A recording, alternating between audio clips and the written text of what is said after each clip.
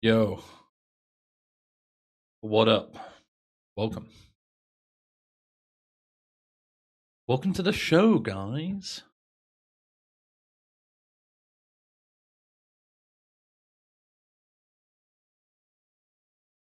The music playing? Oh, it is. It's just a slow song.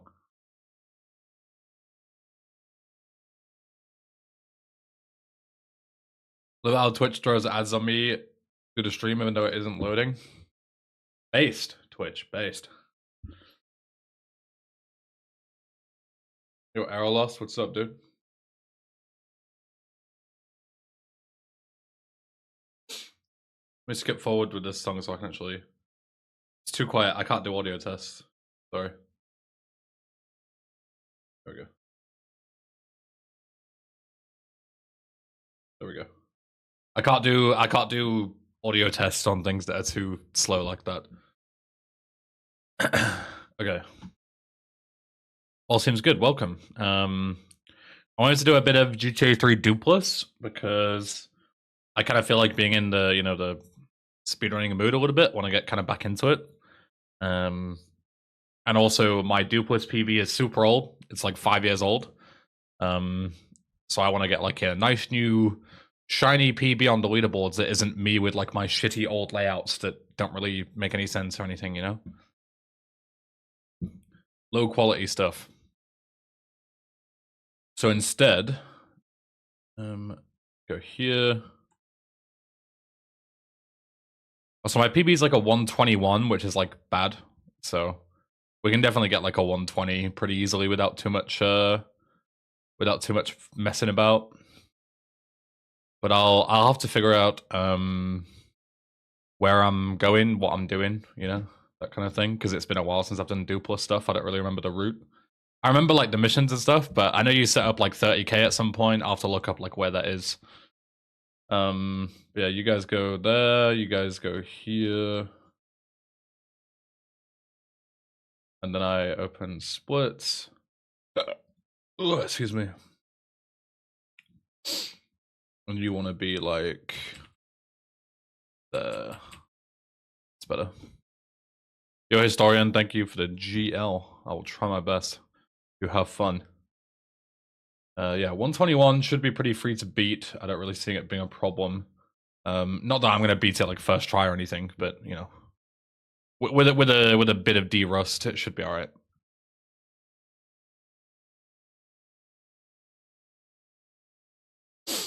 So your video on criminal Russian, it seems like the mod is crap. It is crap. You would be correct. Okay, 3 international. I think this is all good. 3.ahk. 3 open. Might need to capture it manually. Excuse me. Yo, Sam Squanch, welcome. Yes, I do.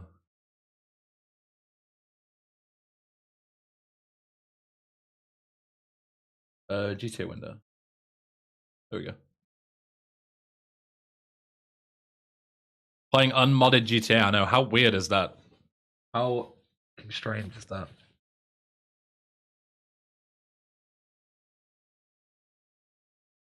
Was good until you got into a vehicle. Yeah.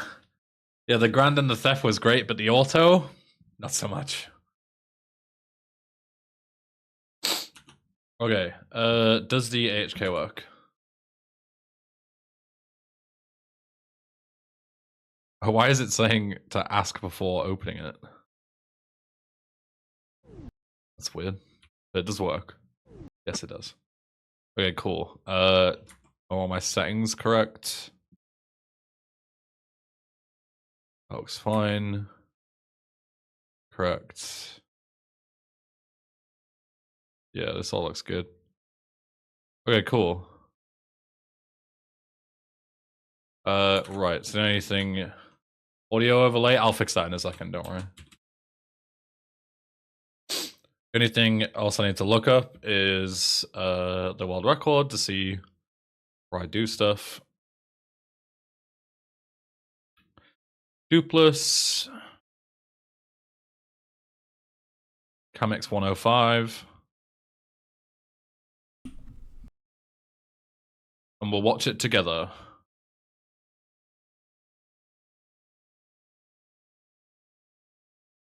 Let me put it here. Okay. So we're just going to skip through and find out where to make replays and stuff. That's all I care about. Because I know everything else. Yo, Noobist, welcome. You look stunning today, I must say. Hello, Warris. You look good as well, I suppose. Okay, so you make the M16 rampage here as normal. I should learn how to do that, like, Mega Jack thing kind of fast. This is all normal. Normal. Need a cop car.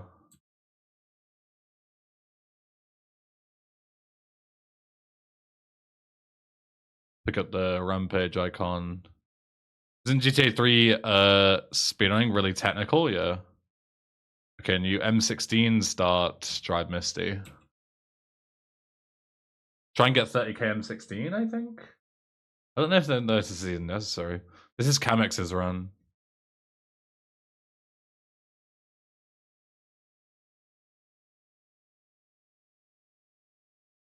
Okay, so here you just go normal route.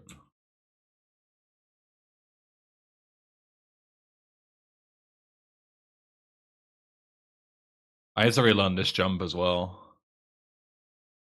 I might have to give that a few tries. Try and get 30k M16 on my clips. I don't think this is necessary at all, though, if it doesn't work out. Trying to ask what's the world record? Yeah, it's on the screen. It's 105.53. Derusting streams are always fun, though. I hate them, to be honest. I hate derusting stuff. If I could pay, like, 100k to, like, retain all of the information that I ever get in my life for speedrunning so I never have to relearn anything, I would save up for that. Every penny I have, I would save up for that and nothing else. Because I fucking hate the relearning process. And I always feel like it's shit content, just like watching runs and figuring out what to do and like playing worse than you know that you can play and you feel bad that you're playing worse. And yeah, I don't know, I hate it. So this is all normal. All normal. I'm pretty sure the 30k M16 saves like no time. I'm pretty sure. Oh, I guess actually you would use it for this, right? Yeah.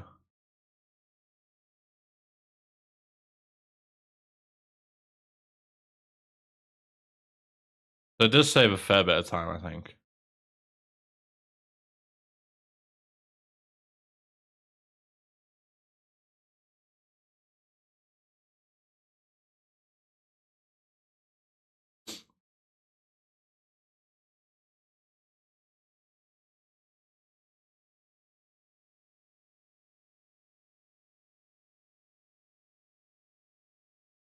And it only takes a few seconds to go for, so.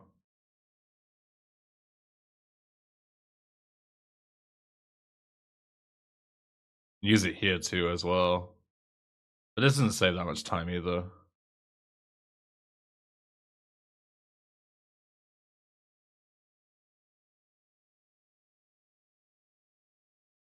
Oh, that's a cool strat. I hadn't seen that before. Having the guy chase you? Is that intended?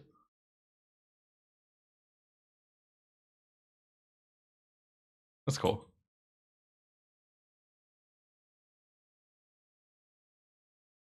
I have no idea if that's intended though. I don't know if it's even that fast. Go Caster, welcome.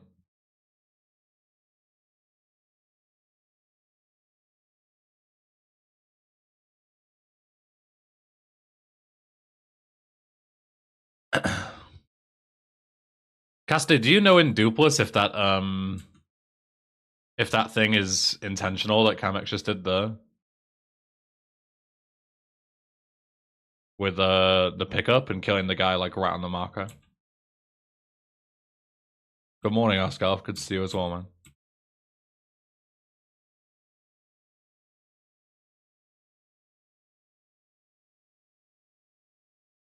Never saw it. Me neither. Found the sub badge is so sexy. It is.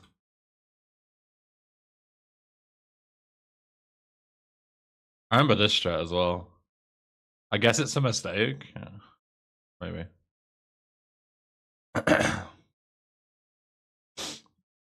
That's a really cool strat as well, but it's kind of risky. So I don't think I would do that.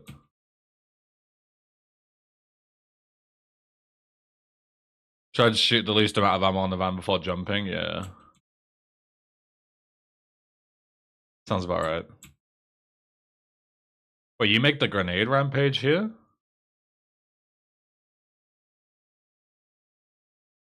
For what? Yeah, Nugget, welcome.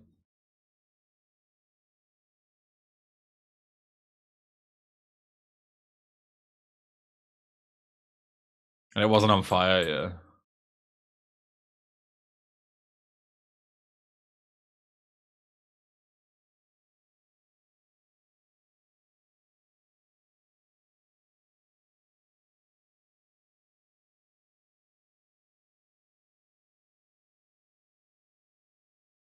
Dude, the M16 is actually so good, because using it for all this as well is really, really nice. It saves a lot of time. It's definitely worth going for.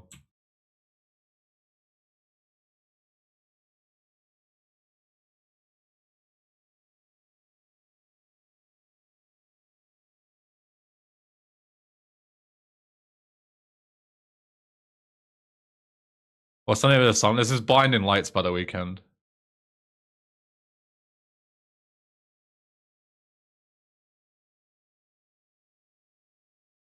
Making the grenade rampage replay on cutting the grass is free. Yeah, but what do you use it for? That's what I'm wondering.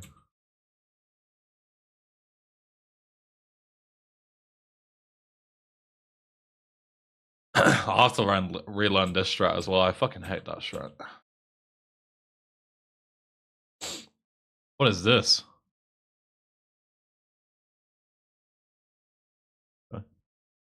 Rocket Rampage on Sayonara Salvatore. Oh, right. I see. So you...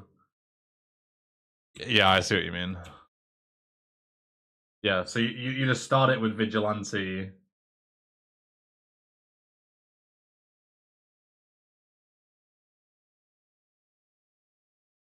And then chain it into Sayonara Salvatore. Makes sense.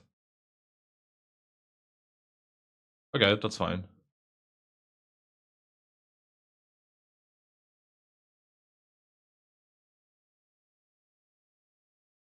And then, yeah, you go to the church.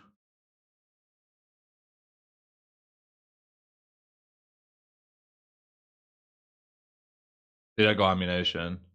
You just go straight across to the church. You don't even do it, you just pick it up instead.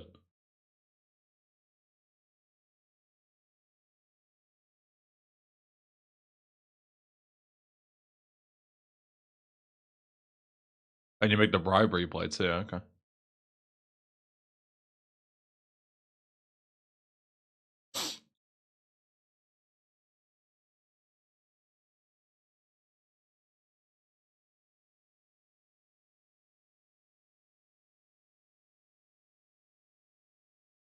And then, yeah, when he comes out, you just start nuking the door.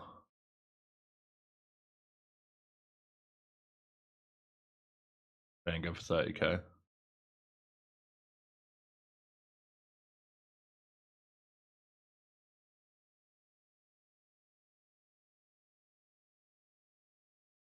And everything else is normal, I think. Well, under surveillance, obviously, but... Shoot a rocket at a tree, that's cool. I always snipe those.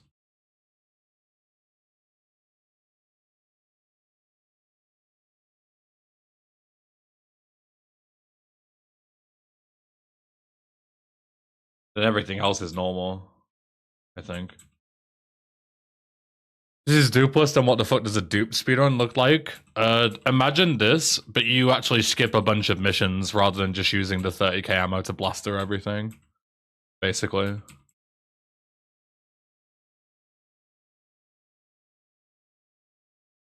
Yeah, all of this is as normal as can be. Okay. Yeah, these aren't really skips, they're just ways to get really overpowered weapons to blast through missions really quickly. Whereas, like, an any percent run is like... I mean, I'll show you. Let me show you what an any percent run looks like.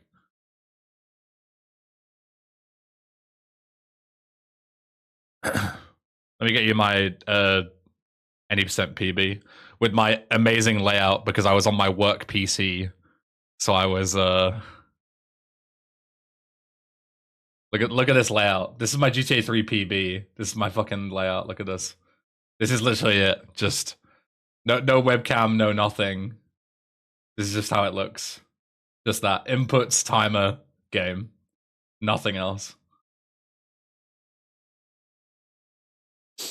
So I was on a completely different PC and I couldn't be bothered to set it all up. Yeah. But yeah, I'll show you anyway. So this is how it looks.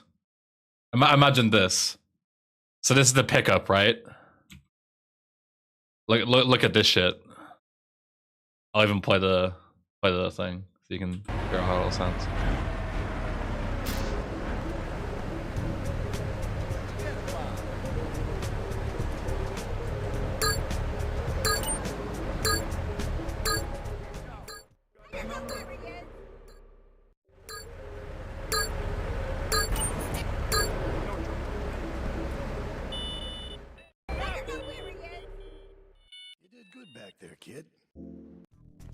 Look at that. Me and the fellas need that's yeah,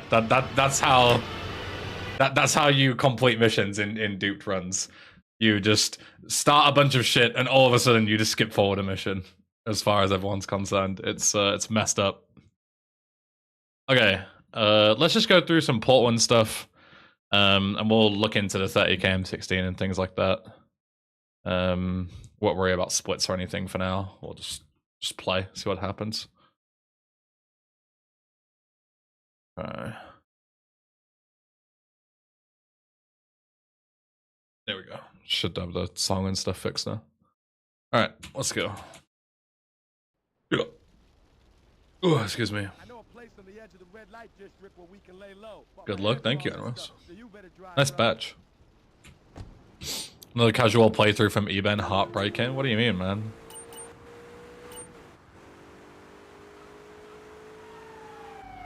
It's so weird driving this way at the start of this.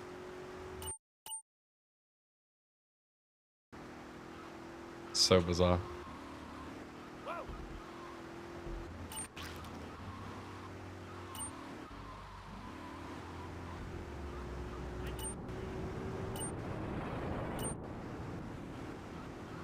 What is this music? It's still on the island, dude. What do you mean? My turtleneck sweater. Still on the island in Akon, man. Was Warius the one telling you that I was already making a UN2? I'm pretty sure it was on the GTA forums post was where I saw that. I think. I don't think anybody told me. Yo, Manex, welcome.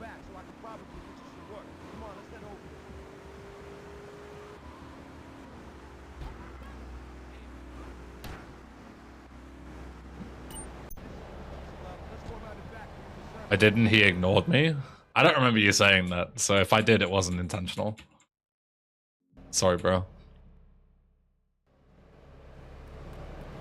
Sure. Yo, Fry, welcome. Happy weekend.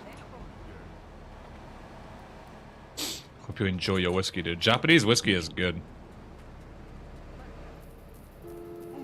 I've had some really good Japanese whiskey.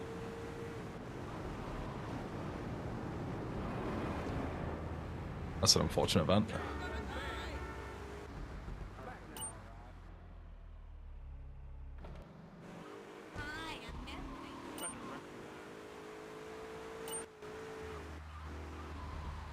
They serve a shit ton of different whiskeys in my local bank branch. Wait, the bank? You can get whiskey? Hey, sir, would you like to take out a deposit and get blasted while you're at it? Real shit. That's great.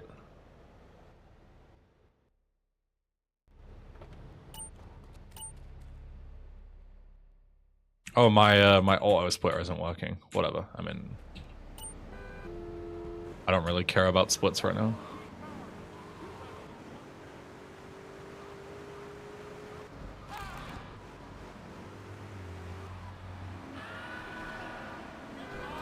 Nice cop spinning me out right as I'm about to run over this guy. Cool. Didn't want the pistol anyway. Well.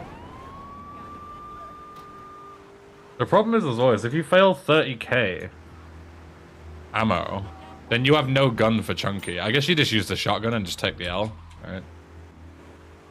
Because it wouldn't make any sense to go for 30k, but then also go for the pistol. Doesn't make any sense. Because you're basically saying, like, I'm gonna do both and lose time on one of them. So it doesn't really work out. Yeah, 30k shotgun makes sense. Nothing else really makes any sense. But that's nice, because it means I don't have to dick around with looking out for spawns and stuff. Because in any percent in this drive, you have to look out for both a taxi and a goon with a gun, whether it be a cop or a mafia guy. And they're both obviously luck-based, whether you get them or not. So it's nice just to be able to just focus on the missions and not be looking around for stuff all the time. Just try and save time. You know, you can just kind of play the game. It's nice.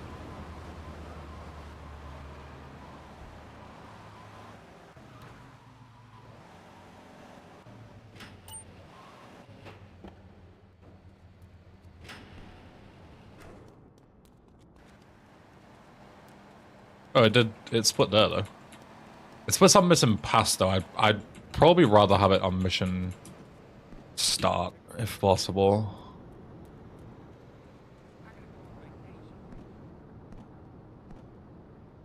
Classic.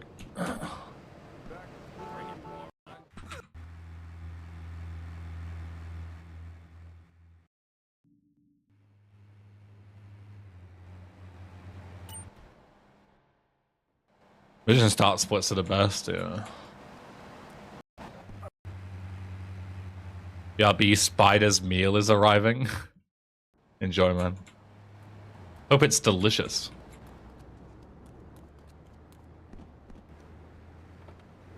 Good just welcome. Tasty crickets.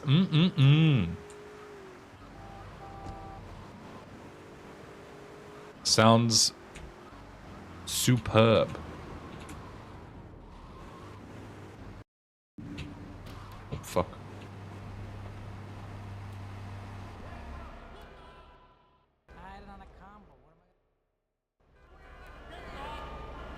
This is very any percent feeling, you just don't make any other replays. Just start a cricket farm? True. Endless food? True.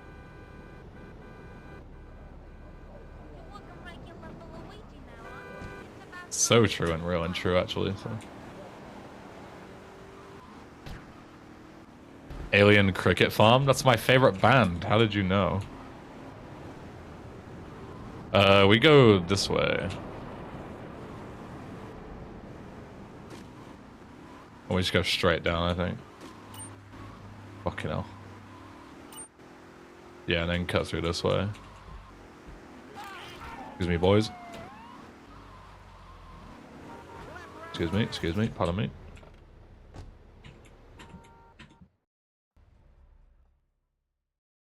Let me just start the next mission, right? Yeah.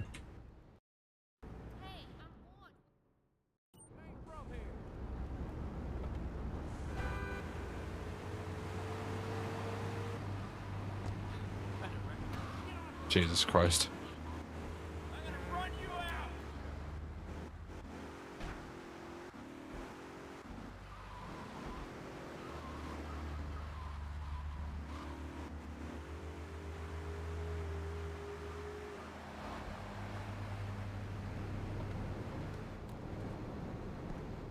Should park a bit further since I'm on a rampage and I can't sprint with this.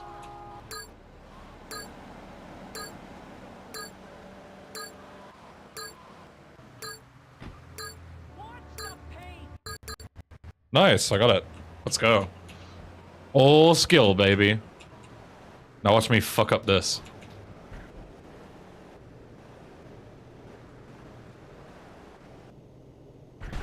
Let's go, dude. Look at that. I'm huge.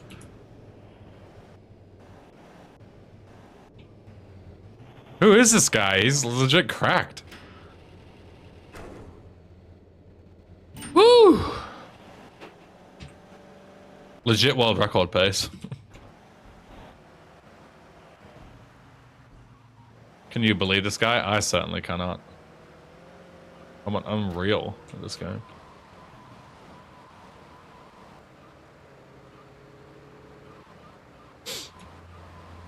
I'll still need to practice what happens if I don't get the M16 though.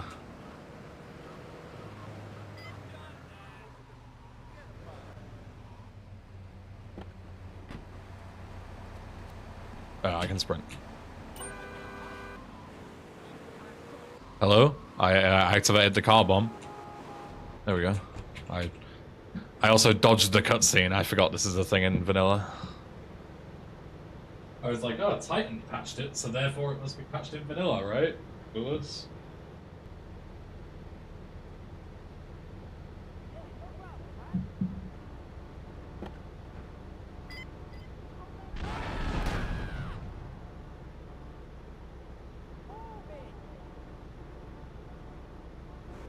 Cool.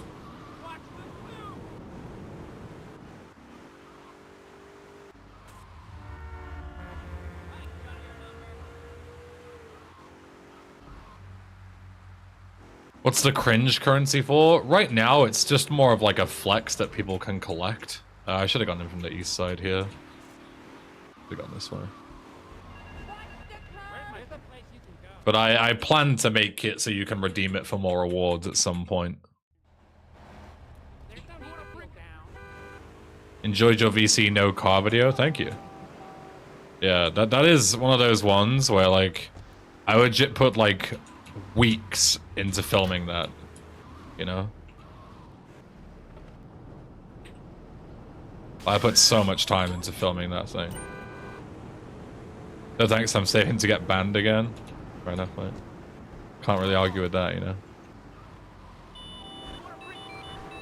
Do this. But those videos where you just explain the dumb effort you've put in, yeah. I plan to remaster the VC no guns one as well, but that'll take a bit longer because it's a much longer series. And I did it in like multiple parts.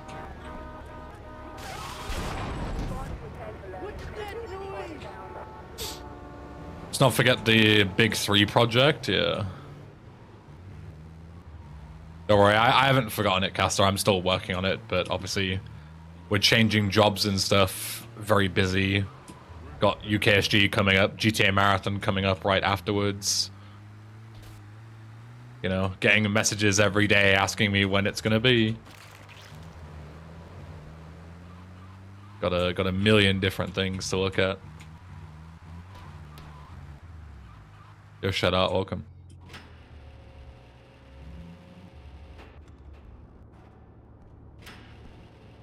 Work faster. I'm trying.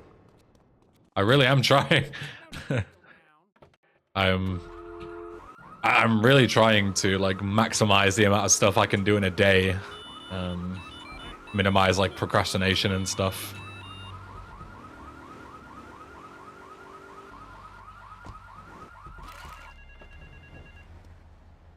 I know I was just memeing. I know. I'm just saying, like, you know, I am trying to work on stuff faster and stuff as well.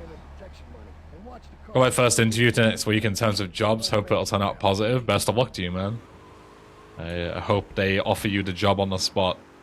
They'll be like, wow, Fikut, you're the most gorgeous man I've ever seen. You're hired.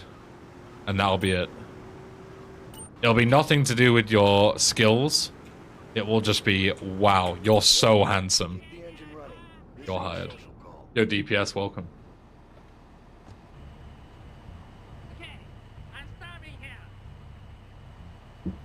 Do you want to enjoy observing Ben 40 hours a week on the job? Yeah. Can you imagine? Your boss is actually a massive eBen fan and you guys just like hit it off just like shit posting in my stream. Based.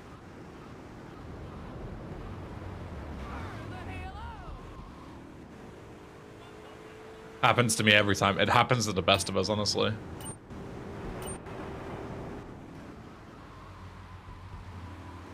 Yo, Papega Trash, welcome. What's up? Hey, my son. The Triads think they can mess with me. The Triads with me. Drop by later and give them something to launder. Their own blood-stained clothes. Real shit.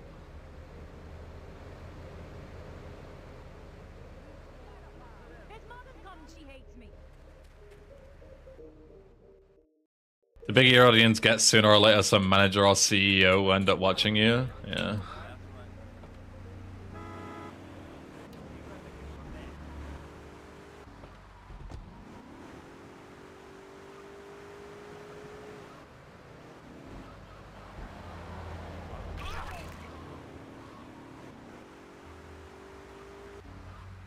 It's a nice pun.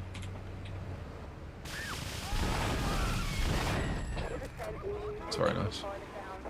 This guy's kind of in a shit place, but that double kill's very nice. Actually, he's driving towards me. This is like a really good pattern. Really good.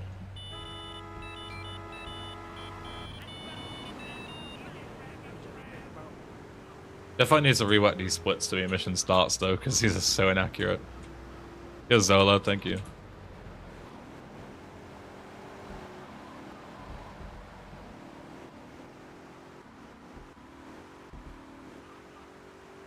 Yo, Face Commander. Welcome, welcome.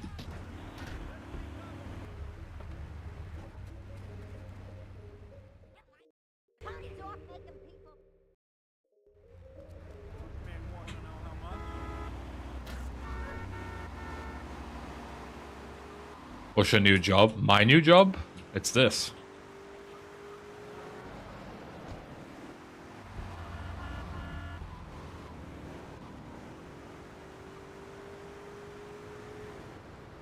No worries, Nugget. See you later, man. Take care. I didn't realize this until recently, but there already is another runner, Zola. But I mean, if there's 3 of us, then yes, absolutely. I would say.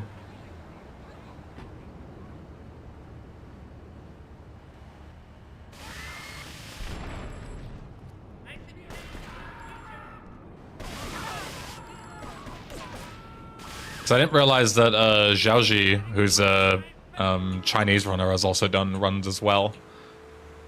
He even did Loosened Vice runs, where he did like the international route at the end of Loosened Vice in like 55 minutes, which was like, I didn't expect anybody to do that, but fair enough. So yeah, he's done Titan Vice and Titan Thrice as well, and he's good too. He smashed the fuck out of my times. So fair play to him, you know. Next mission. Yo, Poco, welcome.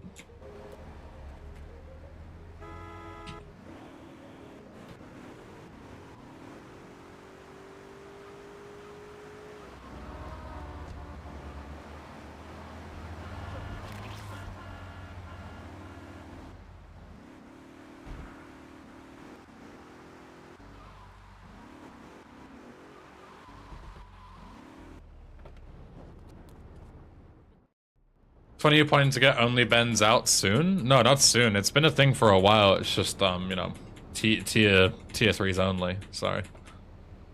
How you doing? Yeah, it's one of those things, you know. Hope you understand. Excuse me.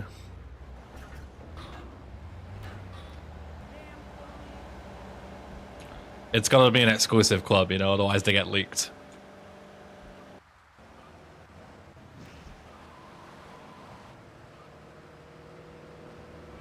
Have you done any runs of Thrice solo, or are you just like, you know, thinking about it? I know you mentioned it before that you wanted to do some.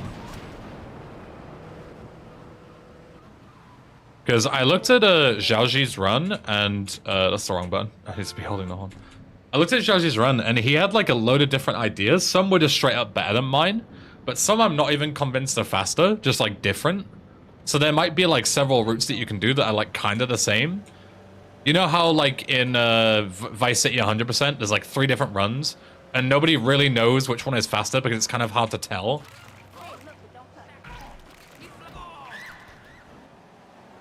Because, you know, it's such like a non-linear thing. And it's all depending on like execution and stuff. There might be some of that going on. Finished 1 Portland run so far. Fair enough. Now I'm doing my notes for Staunton and Shoreside, so I'll try soon after studying Zhao's run. Yeah, definitely look at his over mine. Obviously, maybe look at both because they're kind of different. But, you know, in terms of execution, his is a lot cleaner. He's a lot better. I didn't realize he had like a 103 any percent or something, which obviously fucking, you know, it's way better than me.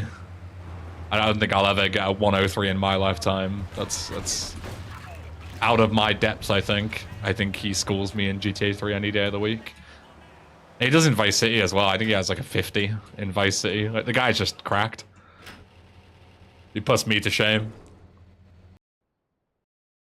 You did good back there, kid. So you know how I was saying my PB is really bad? I'm fucking somehow 2 minutes ahead here.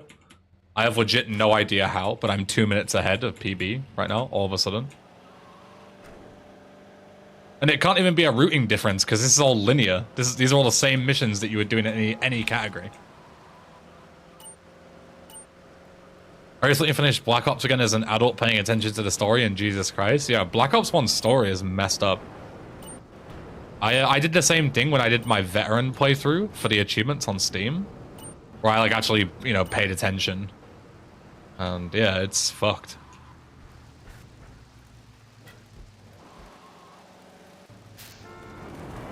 Did world record run in the beginning, don't say I didn't believe in you. Yeah, we've only got to save like 15 more minutes for world record. Easily winnable, easily.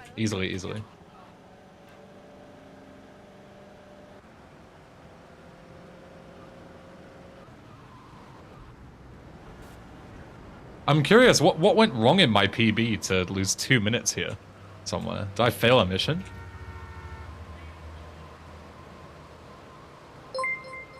Oh, Fry, thanks for the tier 2. Fry Major 66 just subscribed. Thank you so much. Alright, Prada, you wait here and look after the car while I go and shoot my butt, right?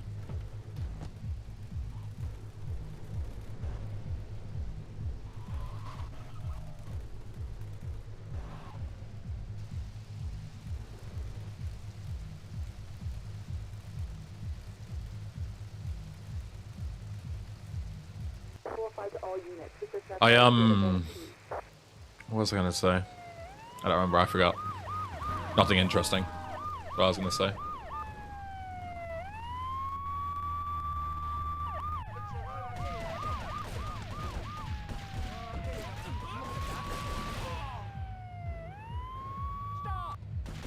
Yeah, legendary quote, I know. No fucking thoughts between my ears right now. Oh, that's what I was gonna say. Yeah, speaking of Fry doing a tier 2, thank you again. I'm getting really close to Partner Plus. I might even be there already now, I don't remember.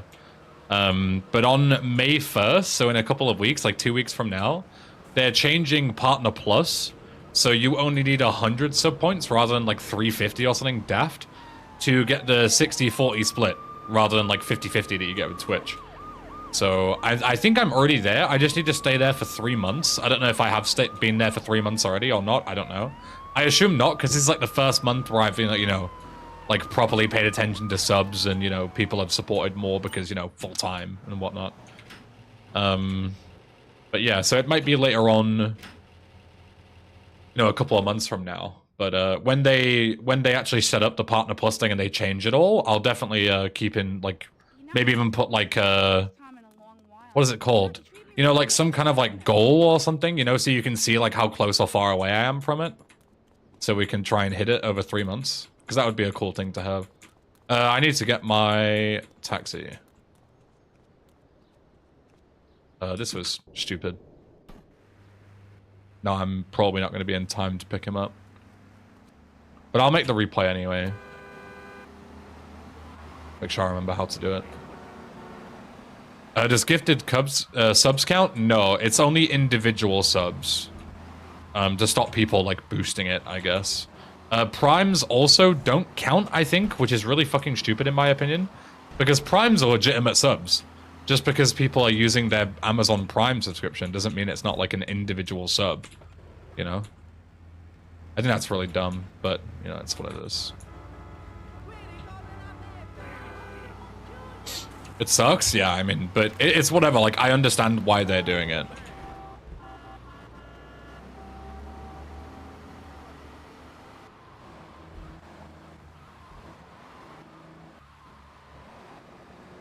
I'll just sub normally then? Yeah, I mean, I'm never gonna ask anybody to do that. Like, I'm never going to, like, tell people, like, oh, if you sub with Prime, you should cancel your sub and sub normally because I get more benefits. Like, I think that's pretty, you know, disingenuous. Like, you can sub however you want, you know, like, the fact that you sub at all is, you know, it's an honor. You know, I'm never going to be like, oh, I can't believe that you subbed using Prime instead of the regular way. No, it's stupid. But yeah, the main thing is like, I don't understand why they like gift subs make sense because you can boost those, right? Like everybody would get Partner Plus because you can just find someone who's rich and say, yo, gift all these subs and I'll give you the money back. And you can basically pay for Partner Plus and you'll make your money back by getting the increased odds, the increased revenue share. So that makes sense. But the Prime is like somebody individually choosing to sub the same way they would if they were to choose to pay the $5 or whatever. Like they should absolutely count. But tier 2 and tier 3s give you more points. Like it's based on sub points. And I think it's like, if you tier 1, you get 1 point, right? So you need like 100 sub points, let's say. So you need 100 tier 1 subs. But a tier 3 gives you like 5 points, I think. So if you're a tier 3 sub, you make up for 5 tier 1 subs. And the same as if you're a tier 2, I think you get like 2 or 3 points towards it. And you need 100 total points to get the Partner Plus thing. It's something like that. It's kind of like a weird convoluted system, but yeah.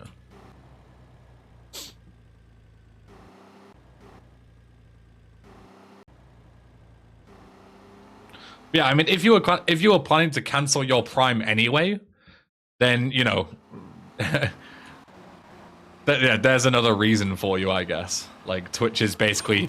Twitch is, like, doing its best to, like, filter out Prime as much as possible, you know? Like, Primes are just becoming slowly worthless, which is really sad, but it's the way it is.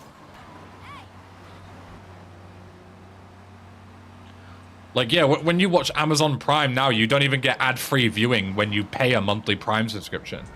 Like, how much of a joke is that? You still have to watch ads and you pay monthly. It's ridiculous. Absolutely ridiculous. Oh, it's you.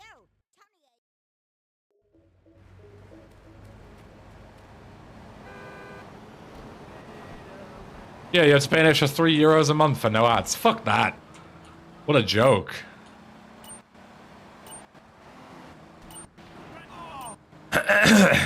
If I was a paying Prime customer, which I'm not, I would have cancelled over that.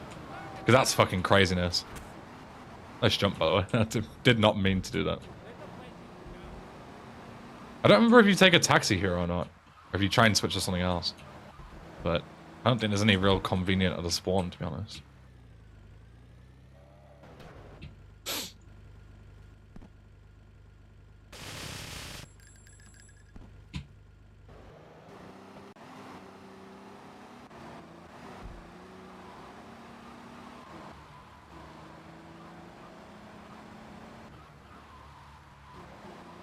They didn't watch Prime Video, but I just refuse to support that. Yeah, so there you go. Cancel your Prime, sub normally, and you'll even push me closer to Partner Plus. There you go. What a great deal.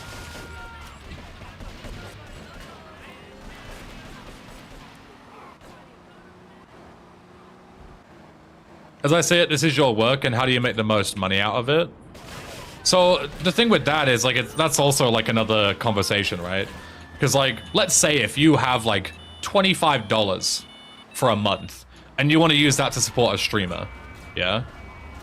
Like, let's just say hypothetically, that's your like income that you're willing to spend on streamers. Like, subbing is in theory like I hate to say it like this because it makes me sound like I'm ungrateful, but I hope you understand what I mean. But it is like the worst way to like support your streamer in terms of like giving them the most money, because Twitch takes half of it, just straight up. Whereas if you were to donate the $25, then, you know, they might have like a platform that takes a fee, like a few percent, but nobody takes 50%. Whereas subbing, like if you were to choose the tier 3 sub a month with that $25, you know, fucking 10 of that goes right to Twitch right away. It's just gone. The creator doesn't see that. So I think that's why a lot of people don't bother tier 3 subbing. Because if you're gonna give $25 to a streamer, what's the point in only giving them 50%? You might as well just sub tier 1, get all the benefits of being a sub anyway, and then, you know, then donate or whatever with the rest of it, you know? The best way to support Eben is to hand him an envelope with 50 sec at ESA. For tax evasion purposes, I am going to say that Eben does not officially condone any such behavior. Yeah. But you get what I mean, right? Like, obviously, there's only so many, like, benefits you can give people for, like, tier 3 subs and stuff. And usually they're not worth the increased amount of money. Like, you pay 5 times the amount. You don't get 5 times the benefits that a regular tier 1 gets. So what most people do, in my experience, is they will, as I say, they will, like, just sub regularly, and then they might share like bits or something if they want to do it directly through Twitch, or if they want to support like via like a direct donation, they'll just donate the money. That's what most people seem to do. Because then you get all the benefits of being a sub still. You get, like, you know, subscriber benefits, whatever they are based on the channel. You get the badge, you know, you get the fucking increased channel point multiplier or whatever else.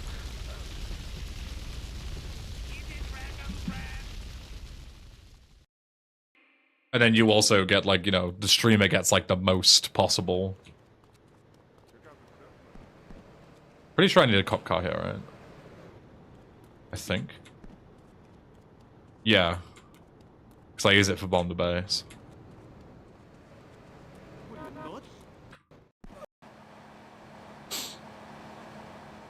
Yeah, I don't know. Maybe more people will incentivize higher tier subbing because of the fact that, like, they're going for Partner Plus, and obviously the more points, the better. Like, you know, in terms of Partner Plus support, the best thing you can do is tier 3, because, like, your, like, you know, value as a subscriber, you're worth, like, 1 point if you tier 1 sub, whereas you're worth 5 points if you tier 3 sub, right? So it's like a multiplier almost. So, like, maybe more people will push for higher tier subs. Like, people say, like, oh, what's the best way I can support you? They might turn around and say to tier 3 sub, if you've got the expendable income, because then you can, you know, you can get the most amount of points possible towards Partner Plus. But at the same time, once you hit that Partner Plus threshold, there isn't really anything else to it. Like, for me, once I hit that 100 points, there's no point in me having any more until I get all the way up to 300, which is the maximum amount, where you get the 70-30 split. And then, you know, even then if I do get to that amount, so I get to the 350, then there's no reason to go any higher than that, you know? So I don't know, it's a weird one, but it's a new system. As I say, it's not even, like, properly official yet, so I don't know. We'll see. Ultimately, I think the answer from me is always going to be the same. Support however you like. there are obviously, like, you know, benefits, like, you know, donating directly doesn't really give you any benefits, but subscribing does. So, you know, it depends on what you want to get out of the transaction. But ultimately, donate however you want, however's convenient for you. Sub however you want, cheer however you want, or however much you want. Because honestly, I'm never going to get to a point where I rely on people paying my bills for me. Because I'd never be comfortable with that. Like, obviously the idea of, like, Twitch streaming is kind of based on people paying your bills for you. But ultimately, I deliberately set this up so I would only be comfortable. Or, like, you know, I would be able to pay my bills with things like sponsors, and with things like ad money, and with things like YouTube and things like that. Where even if I made 0 pence the entire month by donating and whatever else, then I would still be fine. Like, I never want to be in a position where I need donations in order to survive. If I get to that point, I'll just get another job. That's the way I see it, right? And I think that's a pretty, like, good way to look at it. Because then, you know, you don't have to rely on other people. You don't have to worry about that kind of stuff. Like, you can just, you know, focus on the content at hand. And, you know, you can put the message forward that it's like, you know, donate however you want. If you enjoy the stream, sub or cheer or whatever, or donate. And, you know, good stuff. Everybody wins, you know? Rather than being like, oh, well, I hope you donate because I need another $100 in donations this month. Otherwise, I can't pay my rent next week, you know? Like, it's never a situation that I want to be in. Ever, ever, ever.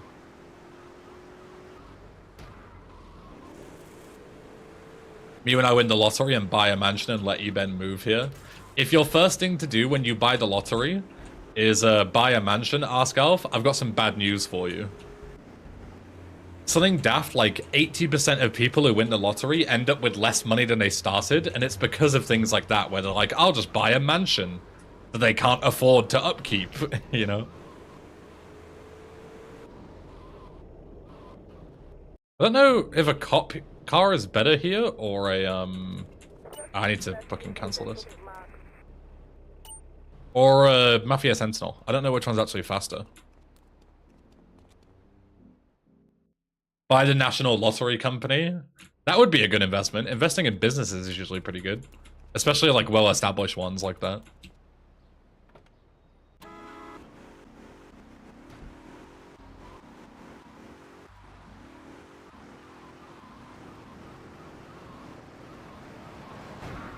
Shit.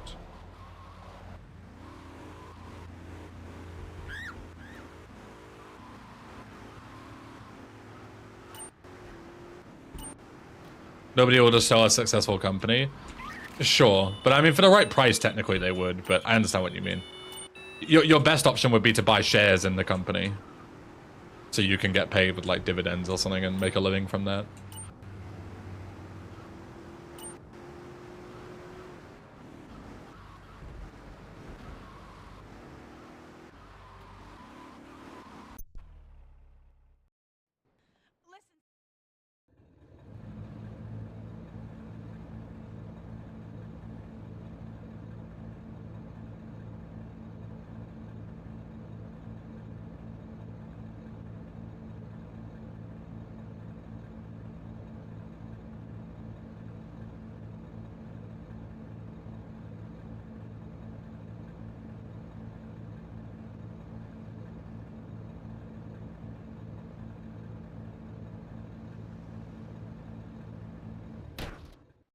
Friend of mine is selling his parents' house and he's looking at investment opportunities. That's a good way to do it, definitely.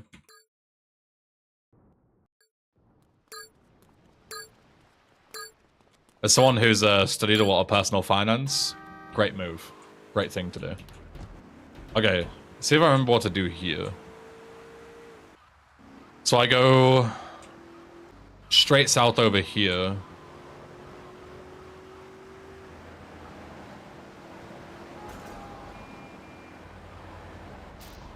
Go and make the replay at the church. Doesn't, like, Player Lotto have worse odds than betting money on red black on roulette? I mean, yeah, of course. Betting on roulette is essentially like a 49% chance to win, right? Whereas the lottery is like a fucking 1 in a million chance to win or whatever. Like, playing the lottery is the worst thing that you can do with your money.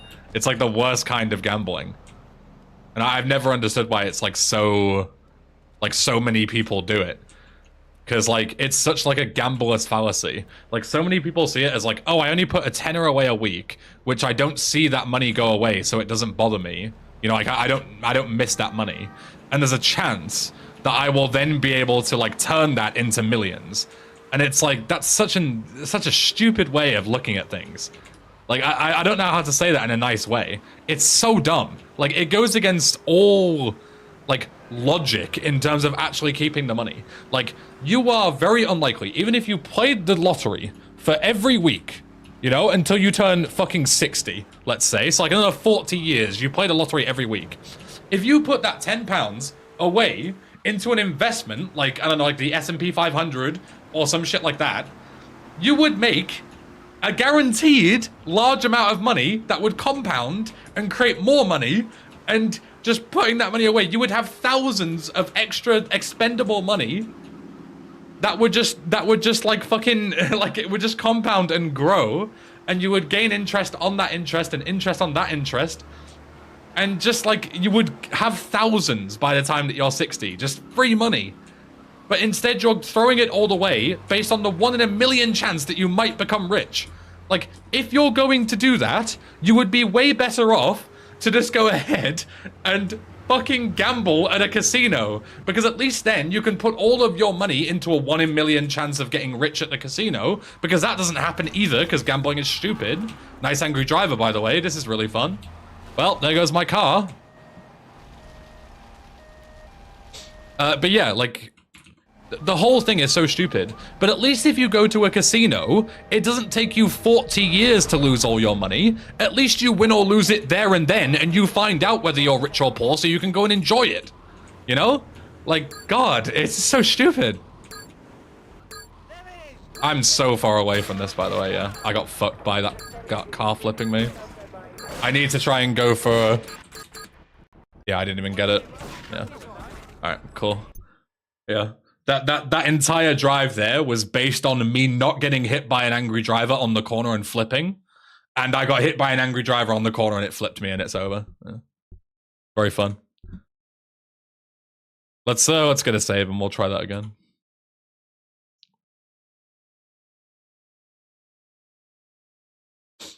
But yeah, it's like, you have the exact same thing. You're going to lose money because that's how gambling works. If everybody made money by gambling, everybody would gamble. There is a reason why the only people that gamble are people who lose money. Like, unless you're cheating, like counting cards in blackjack or somehow rigging the game, or you're playing like exclusively poker, which is like, you know, a skill-based game that you can get good at and you're not playing against the house, you are going to lose money. So if you're going to lose it, you may as well lose it immediately so then you can make, you know, other life choices rather than just setting fire to a tenner every single week for no reason. Like, it's so stupid, the fucking lottery thing. It is the dumbest kind of gambling. I will never understand it. Absolutely never understand it. Yeah, if you could earn money at gambling, casinos wouldn't be able to function. Exactly. The only reason casinos are alive and making money is because they're making money off of idiots who think that they can win and beat the odds. That's not how gambling works. And it's like very basic concept. This is so silly. So silly, man. Okay, saves. I only have a last request save. I don't have a Sayonara Salvatore one. That's fine. We can do this. I'll have to remake the thingy rampage again, the grenade one, but that's fine.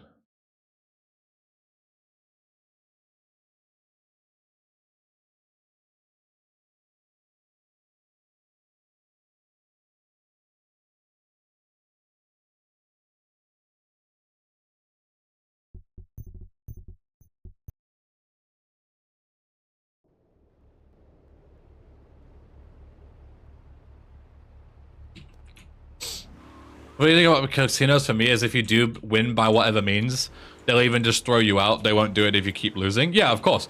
If you go on a lucky streak, like if you just go to the casino for the first time and you just start betting on roulette, let's say, and you just keep guessing correctly and you start compounding money, they'll just throw you out because because ultimately you will get backed off from a casino if you're losing them money, because the entire point is that they want to be making money from you, you know?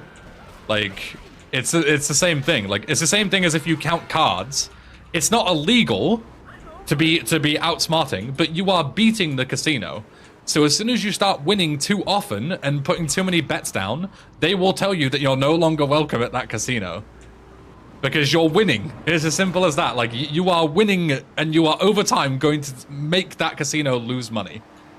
So they will stop you from coming in because it's a private establishment. They can kick you out whenever they want to. So, yeah, like, everything is rigged against you. So you spending money there is just setting fire to money long term. But at least you lose it instantly, so you can move on with your life.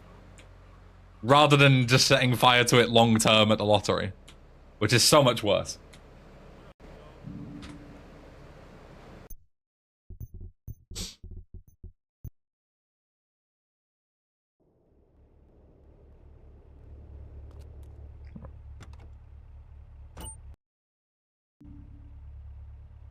Oh, I can't use this save because of the rampage doesn't work. That's annoying. I guess I'll just use our mission changer. J3, our mission changer. Okay.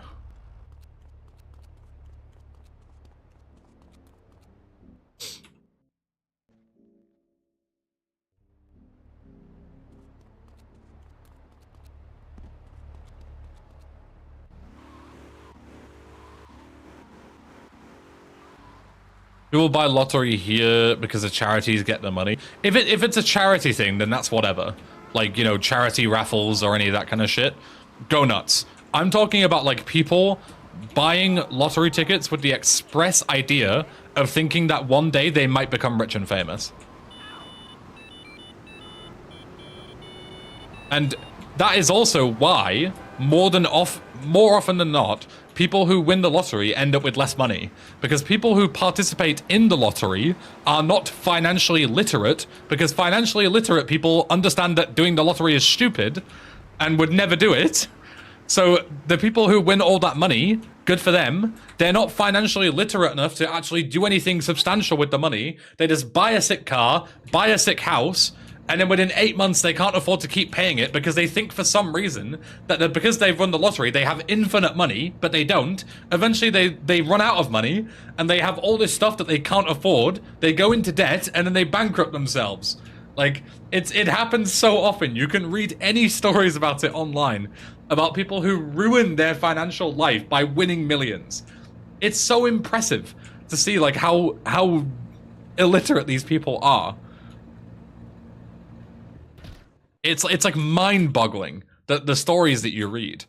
Because you and I might think, if you have any shred of financial literacy, if I won millions on the lottery, let's say I just bought a lottery ticket out of nowhere, and I won $10 million tomorrow, I would be set for life. I would never have to work a day in my life, because I would invest that money, and I would live off the dividends and the interest for the rest of my life. And I would live a humble life without ever having to work. I would be able to travel as much as I want to, and I would be set for life. These people, instead of doing that, which is the correct thing to do, bankrupt themselves within a year. Like, that's crazy. It's so crazy. You have two options. You have your idea, which ends up with no money, and you're worse off than where you were before, or you have the option to never work another day in your life unless you want to, and live for the rest of your life comfortably, with no problem, no money issues ever. And yet somehow they still take the other option. It's fucking mind-boggling. Truly, it's absolutely mind-boggling.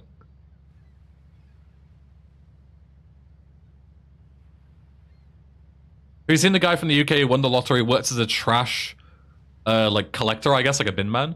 Anyways, he did cocaine and whores with like all the money, and in 5 years he returned to his job. Yeah, financially illiterate people who don't understand how finances work, blow it all on drugs and this kind of shit, have a massive blowout, think that you have infinite money, you don't, and then you lose it all because you haven't made any way to keep that money going. Your income is 0 and your outcome is $1 million a year. You're going to run out of money eventually. No matter how much you win, you're going to get rid of it. It's so stupid.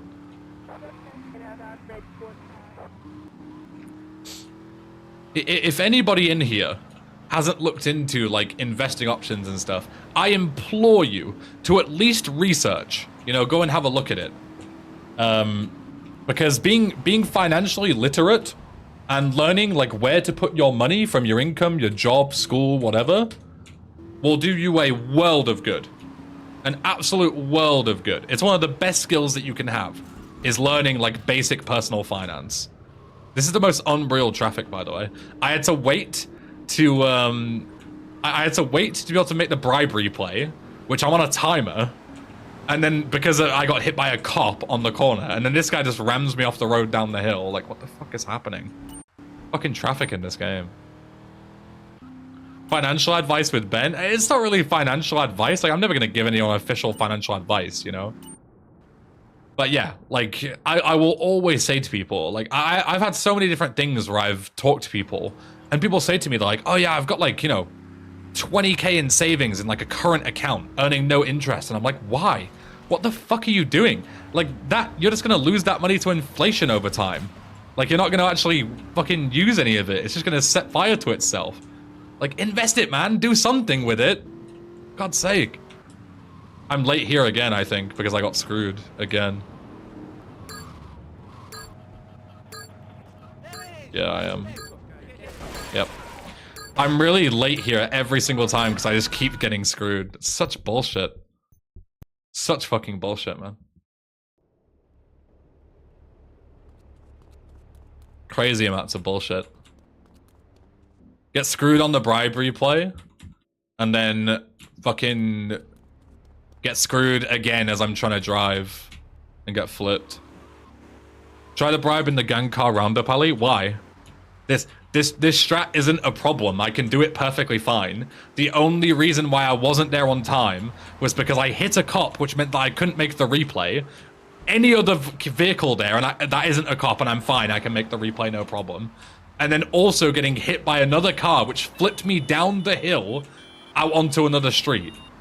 Like, those are two very rare things. All that has to happen is both of those things don't happen, and I'm fine. Like, changing up your strategy because an astronomically unlikely thing happened is just dumb.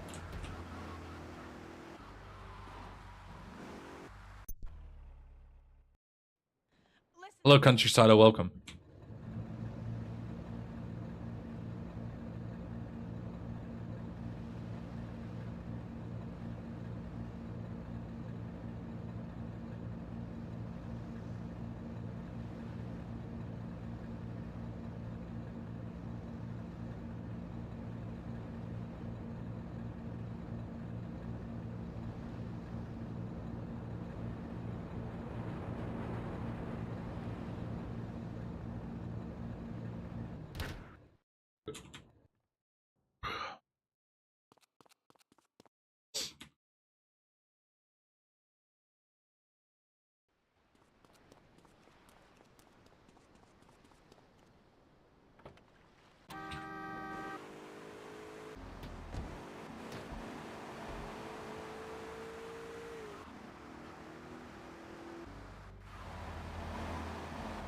This way.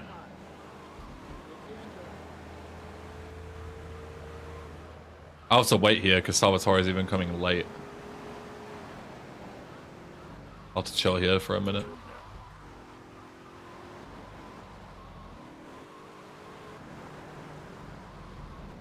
J3 and Pink Floyd, this is a Kamek stream. It was earlier because we were watching his world record.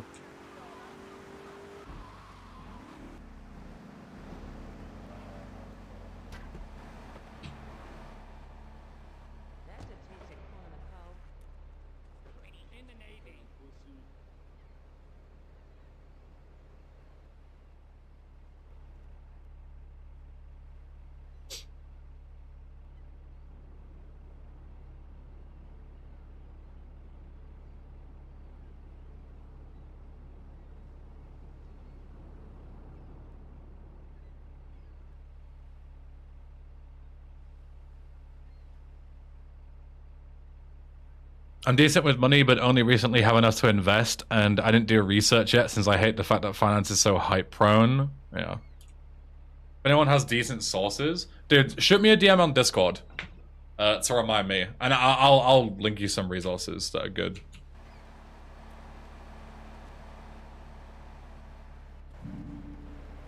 I don't know if it'll be much different between like UK personal finance and Polish, because obviously, you know, things are different in different countries. Like US is very different to UK personal finance, but it's the same logic.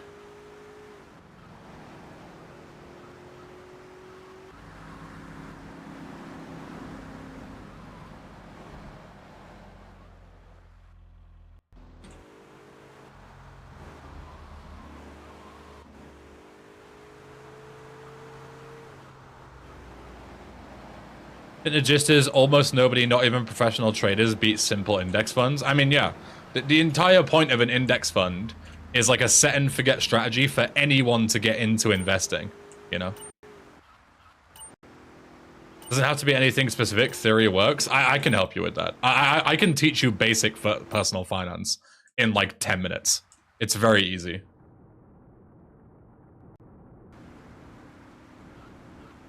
Very, very easy to do.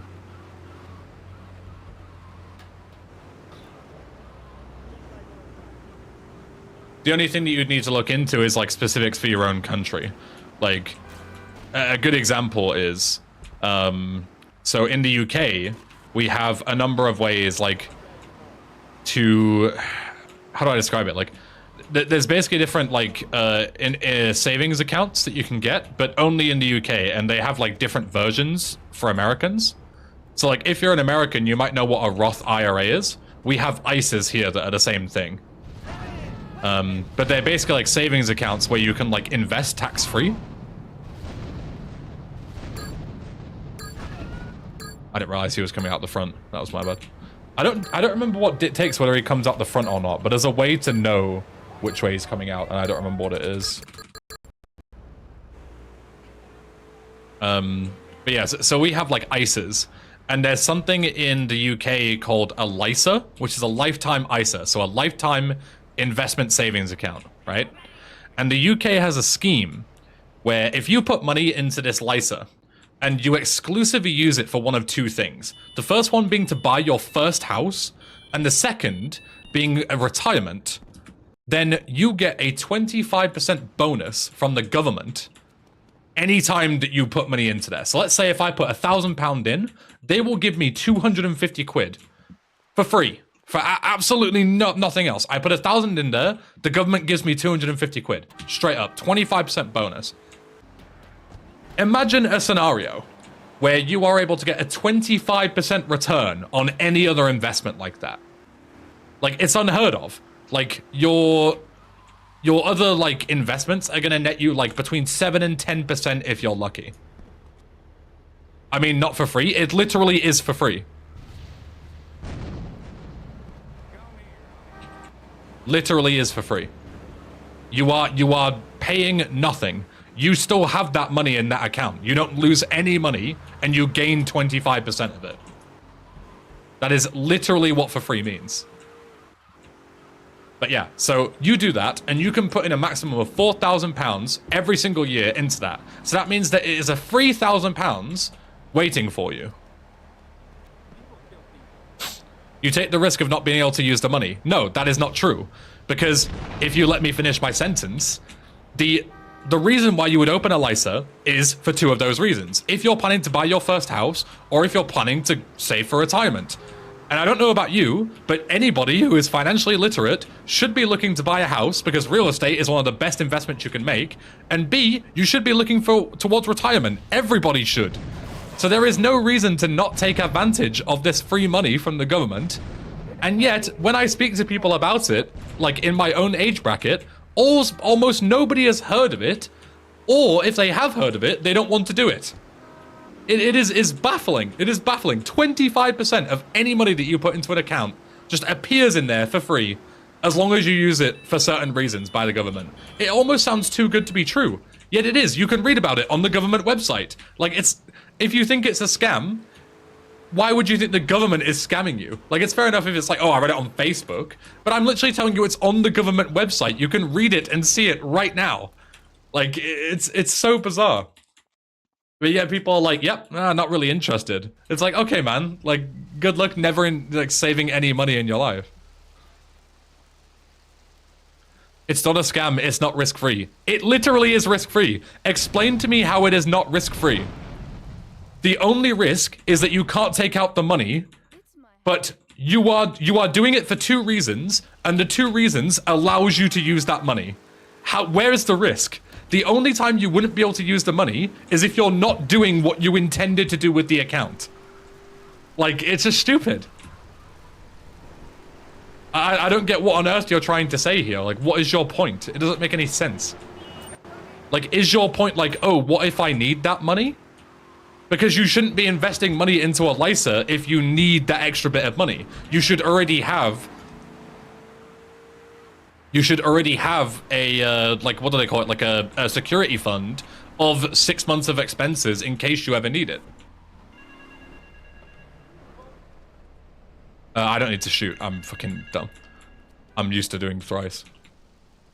What if you can't buy the house you thought you would want to, or the inflation rises? Then where is the risk there? If you can't buy the house that you thought you wanted, you can just keep putting money into it and put a deposit down on a different house. It's not like, oh, I've locked in that one house, I can only buy that one house, otherwise I don't get the money. Like, it is, you can put it down on any house. Like, you can not afford that house, or it gets bought by somebody else or whatever. Okay, I just move on to the next house that I'm interested in. Like, that's not a risk at all.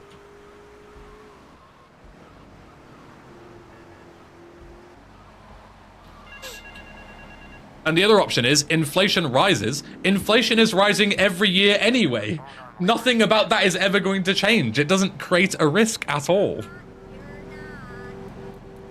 Seems like immobilizing a whole lot of money. I mean, sure, if that's the way you want to think about it, then you don't have to make use of this clearly beneficial thing. But I don't understand how you can say it's risky because you're immobilizing the money if you're only putting it in for that one specific purpose or 2 specific purposes, and then you are allowed to use it for that purpose. Like, it's not immobilizing the money at all. The money is being used for the exact purpose that you want it to be used for. Like, where is the problem? It's like, oh, I want to invest into this business. And you're like, okay, I'm putting that money towards to invest in a business. And they're like, okay, but you need to invest that money into the business. And you're like, no, I don't want to do that. It's like, that's literally what you said that you were going to put the money for. Like, yeah, if you're putting money in the account and then you're like, oh, I don't actually want to use it for that, then that's your stupid fault. Because the entire point is that you're supposed to do it for X reason. If you change your mind, then that's on you. But yeah, like, it doesn't change the fact that it is such a brilliant investment that is available to anyone in the UK, and people just choose to make no use of it for no good reason. But my point with all of this is that if you're not in the UK, I don't know if there's an equivalent. I assume there isn't. Like, again, LISAs don't exist in the US. You have a Roth IRA, which is the same as an ISA, but it's not the same as a lifetime ISA. You can't use it to buy a house and get a government bonus. There's no equivalent to that in America. But there might be in Poland. I don't know. There might be in, you know, Russia. I don't know. Like, I don't know how finance works in those other countries because I don't live there. But yeah, my point is there's like a theory of what you should invest in to get the maximum amount out of your money that is, like, you know, essentially risk-free as long as you are smart with your money and put it where it's supposed to be. And you should be absolutely be making, you know, taking advantage of that. If you look into your bank account now and you've got like thousands and thousands of dollars or whatever just sat in your current account earning like 2.3% interest, you should be looking and saying, like, what can I do with that? How can I make my money work for me? You know, you should be doing something else with it to make more money. Like, the whole thing people want, like, passive income nowadays. You know, people are like, oh, I just want to, like, you know, earn an extra grand a month doing nothing. The only way to really get passive income is to make money from investments and stuff. You know? Like, that's the only real way to do it without any kind of other thing. Like, you could set up a business or you could, you know, sell a craft or something, but that requires effort. People don't want to put effort in. if you have, let's say 10 grand, you don't need any skills to make money with that 10 grand every month. You can make hundreds every month by just investing it.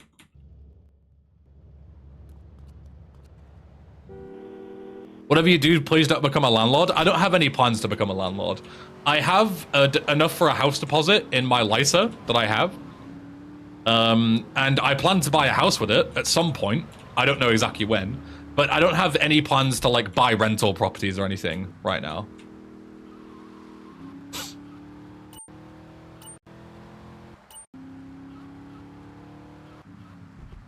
But yeah, I'm definitely going to buy at least one house. Nice flip. I need to look at this strat again.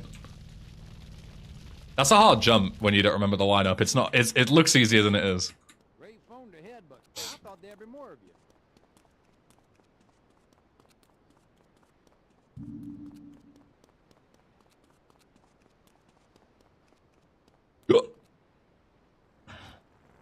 In terms of passive income, but that's the thing, Poker. Like, I don't know if you were like joking or whatever, but a lot of people genuinely think that becoming a landlord is passive income. It isn't. Becoming a landlord is not passive income at all. Becoming a landlord is a ton of work. Like, it is your fault if something goes to shit with the property and whatnot. Like, that is on you. It is something that you need to deal with. Like, passive income implies that you don't have to do anything. You just passively make money, right?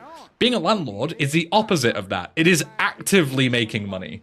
Like, yes, you make money, but it's not passive. You have to put a ton of work into your property for it to make any money at all. It doesn't just create money out of thin air, which is what people want when they want to do passive stuff. You know? It's a really weird one.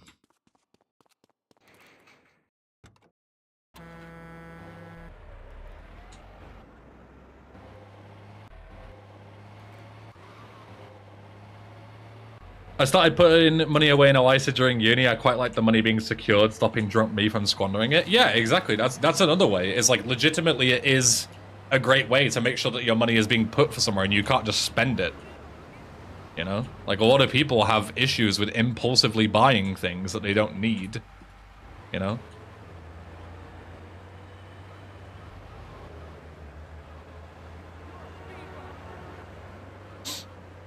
Yeah, I get what you mean, Poker, don't worry. I get what you mean. I don't want a cheater for evidence dash if I can avoid it. Yeah, it's a Banshee. It's better. I was gonna say I'll take the Stinger, but...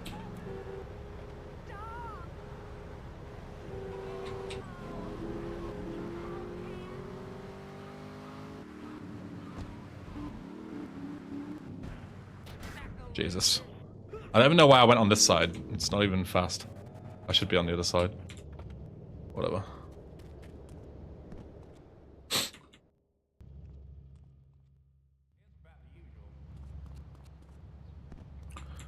My brother tried the landlord thing and he gave up on it. Not sure if it was just my area, but he was struggling to make it decently profitable. Honestly, like, again, I'll say real estate is one of the best investments you can do. Because especially in the current housing market, house prices are fucking ballooning right now. Like, you buy a house, it'll be worth fucking 100k more than you bought it for next year. Like, it's nuts. You know, obviously that's not actually true, but, you know, it's, you know, hyperbolic. But the point is that real estate, house prices are fucking crazy. But the issue is that if you buy a house, it's not passive income like people think it is. As I say, like, you have to put a ton of effort into keeping that thing going and making any kind of money from it. Like, you can't just buy it and just move someone in and just be like, yeah, okay, because the second they need anything, it's on you. It's your responsibility. The only other way that you can make passive income from real estate is, I don't remember what it's called, but there's basically funds where you can like crowdsource real estate. So kind of like an S&P 500, but for real estate. So like a bunch of people will come together and buy up a property, and then somebody does something with it and you make money from whatever it turns into, you know? But obviously you don't make all the money, you only make like a tiny portion of it. You know, again, a couple of % on top of what you'd already get. But yeah, like that's the biggest thing. It's like you don't make nearly as much money from something like that.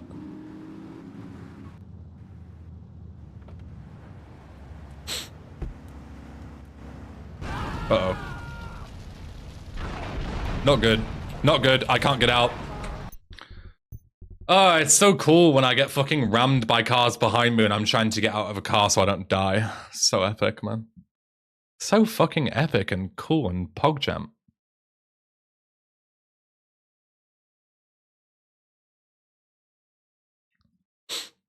I once bought bonds of a real estate company. I guess it can be qualified as passive income. I mean, yeah. Any kind of investing like that, like bonds, you know, S&P 500, ISA stuff, that is all passive income. It's as passive as you can get. You give, you know, $5,000 to a bank or a real estate company or whatever, and you hold it onto it for a year, they turn it into $6,000 and give you a bit of it back. Like, that's as passive as it can get. You know, it doesn't require any effort from you. But yeah, like, you're not going to get a lot of money doing that, because that's just, you know, it's just the way it is. Let's do Liberator.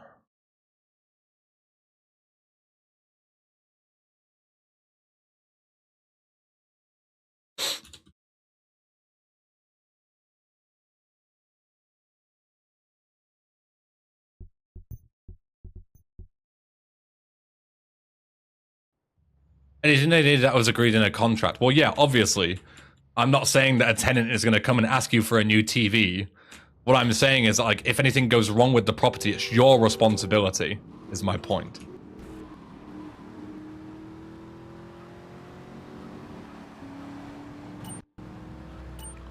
Well, I, like, tripled my investment with recent Bitcoin growth. I mean, good for you. Like, if you're into crypto, I don't necessarily have a problem with that. Obviously, as long as you understand that it's a very volatile market and it might blow up in your face at any point. You know, look at somebody like Boogie2988 who, like, invested a ton in Ethereum and, like, came along, made like 600K in Ethereum, and then instead of cashing out, kept buying in, and then it crashed and he lost all of his money. You know, like, for every person who gets really rich, there's a ton of people who get really poor. So as long as you understand that, then that's fine. Invest in all the crypto you want. Like, I've done some investing in crypto before in small amounts and made decent money from it. Brenda made my 30K on overnight, decided to hold, has lost all of that and still waiting for it to pump. Yeah, like, that is stupid. Like, if you make like a 1,000 times return on your investment, you should just cash out. Simple as that. Like, no other investment is going to make you that amount of money. Especially with such a high risk investment. But so many people are like, nope, want to make it 300 times my money. It's like, okay, man, good luck losing it all. Because that's what's going to happen. You know?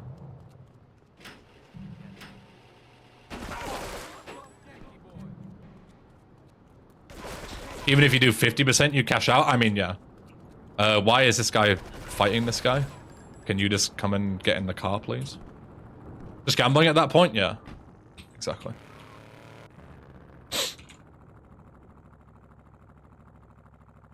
The same as in your own house. If you can fix a dripping tap in your house, you can do so in a property you rent.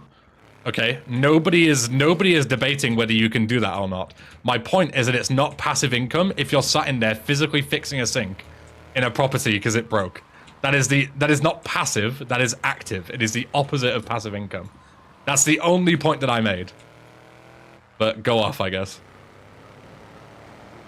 But yeah, my issue with people going with Bitcoin is people heard that Bitcoin is massive, right?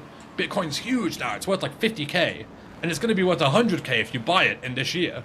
Like, without doing any further research than that, people buy Bitcoin, and they lose all of their money. Like, it's exactly the same thing. For somebody to make money, somebody else has to lose money with that kind of stuff. Like, it's just people who do no research and just invest in stuff.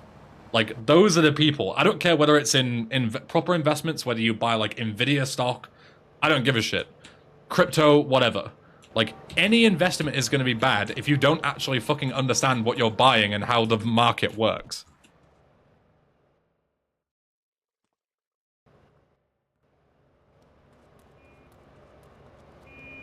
Like, even stuff like ETFs, S&P 500 and index funds and stuff, even that can blow up in your face if you do it wrong.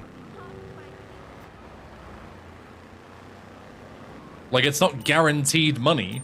It's obviously way easier to understand. So even if you're not like super financially literate, you can make money with ETFs very easily.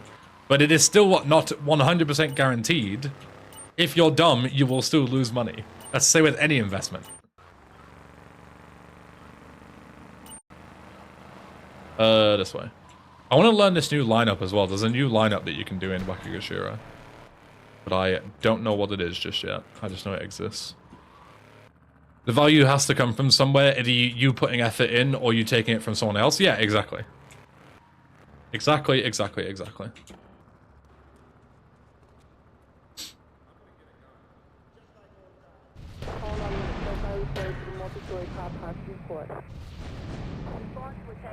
Exactly. Excuse me.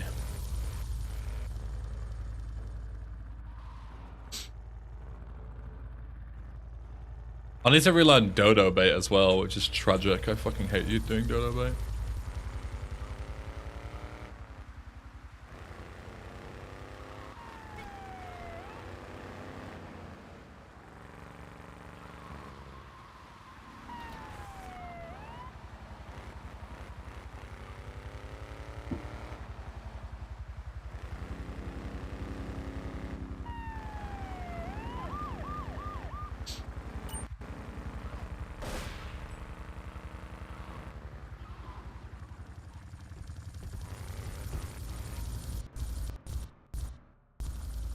Or just don't do it. It's not really an option. It saves too much time. A good dodo route saves minutes over a good car route. For endgame. It's not really an option to just not do it. Check some sources to see if we had lifetime ISO and we're blessed without it. Rip. So yeah, I've only heard it being a thing in the UK. It might be a thing in other countries, but I've only heard of it being a thing in the UK. And that's what blows my mind, that more people don't take advantage of it as well. It's like, we're so lucky to have a scheme like that. There's so many other governments don't bother. And people just don't give a shit. It's so weird.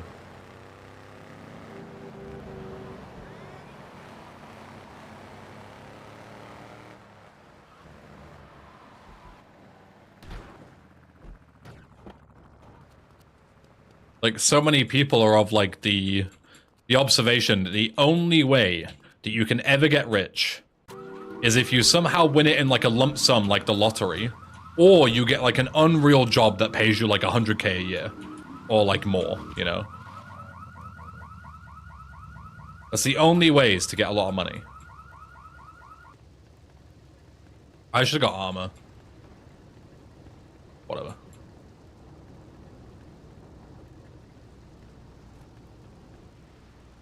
When in reality, you can become a millionaire by the time you go for retirement, and all you need is like a decent full-time income and a bit of financial literacy.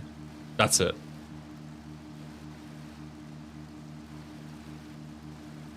Or inheritance, yeah, but obviously, you know, it's the same thing. Get it in a big lump sum, lottery or inheritance, it's the same thing. Yo, Shari, welcome.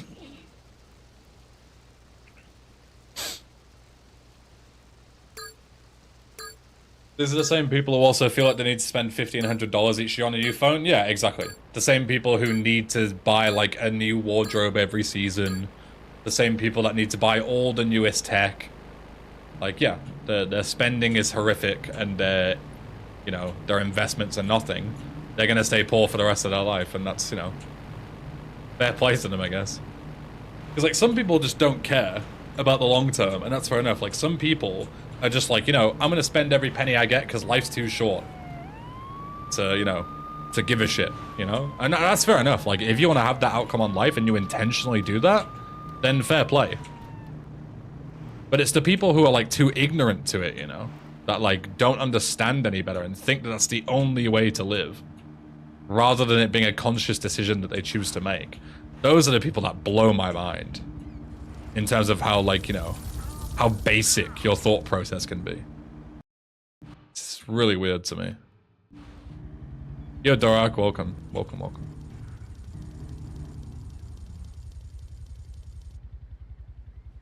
Go. Sure, trip over.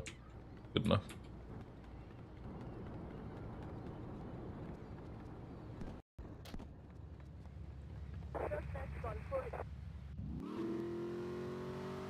Yeah, it makes sense, Gardo, yeah.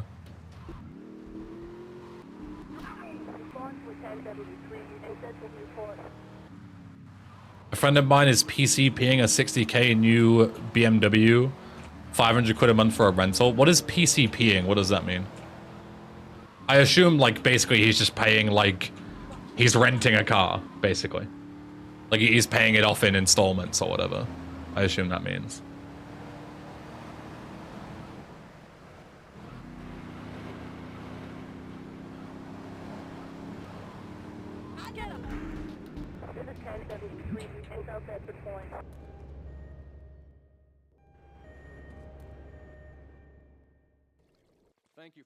It's basically a long-term car lease and you have the option to buy it in full at the end.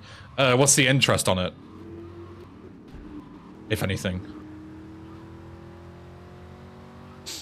Because the way I see paying in installments is the only way that it's ever worth it is if you get one of those zero interest deals. You know, like some places will rarely, but it does happen, but it's rare. Especially on cars and stuff. Very, very rare. They will allow you to pay for it in X amount of installments. And as long as you pay it off on time, there's zero interest. That stuff is fine, because it's exactly the same as buying it, you know, straight away, but just in installments. I don't have a problem with that. Like, you don't lose any money. The problem is when people lease cars, they can't afford to buy outright, and then they pay like 20% interest on it. So you pay more than if you were to just fucking pay it. Straight up. And the simple rule, with his contract you'll be paying like an extra 30k, then yeah, that is ridiculous. That is an unbelievable amount of interest. The simple rule with that everyone should follow is if you can't afford to pay for that car outright with no interest, you should not be buying it. Simple as that. If you can't afford 60k, you should not be paying 90k for the car. Like, that should be such an obvious thing. But it's just not to some people. Yeah, but because you pay for it in installments, you don't realize how much you're paying. Because you're like, oh, I'm only paying $1,000 a month. It's nothing, you know? But you're paying it over 90 months. Like, it's so stupid, man. So stupid.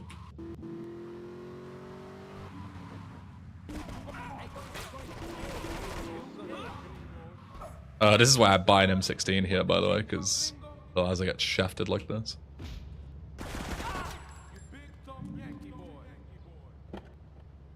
When I worked in Curry's, I had someone ask if they could pay £6 weekly for a soundbar. Bro, just don't buy it if you're that fucking poor.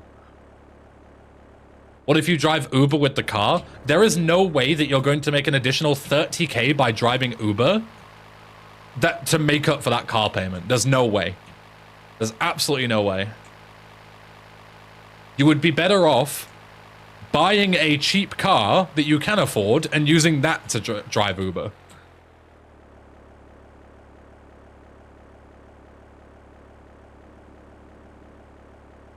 And yeah, you will also deprecate the value of the car massively by dealing with, you know, the mechanical costs of running a car that often.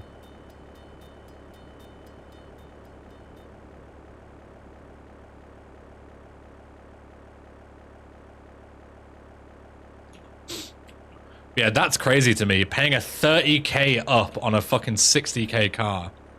That is crazy. Absolutely crazy. It's like, obviously, like, a lot of people buy cars for the flex, right? But in terms of, like, investments, cars are, like, the worst thing that you can do. Because they deprecate in value so fast compared to anything else. Like, a car will lose, like, 50% of its value in the first, like, 5 years or so. Like, these are, like, random stats that I'm pulling out of my ass, but I'm pretty sure they're not that far away from being accurate. Like, yeah, cars lose so much value so quickly. They're a terrible investment. Now, if you want to get a car for the sake of getting a car, get a car. You know, if you like fast cars and you want to get a fast car that looks cool, go nuts. But buy a car that you can afford. If you can't afford a 60k car, don't buy a 60k car. And especially don't fucking buy it on finance and pay 90k for a 60k car. Just setting fire to money. It's idiocy. It's so stupid.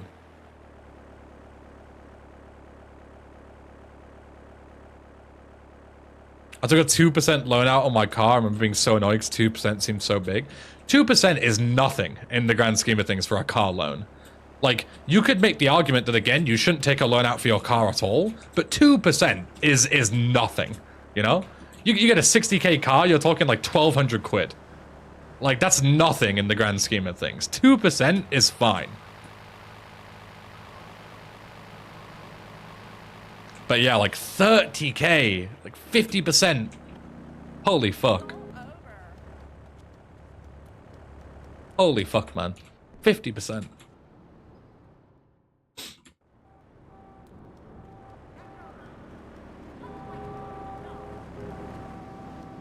Can I get in the car, please? Thank you.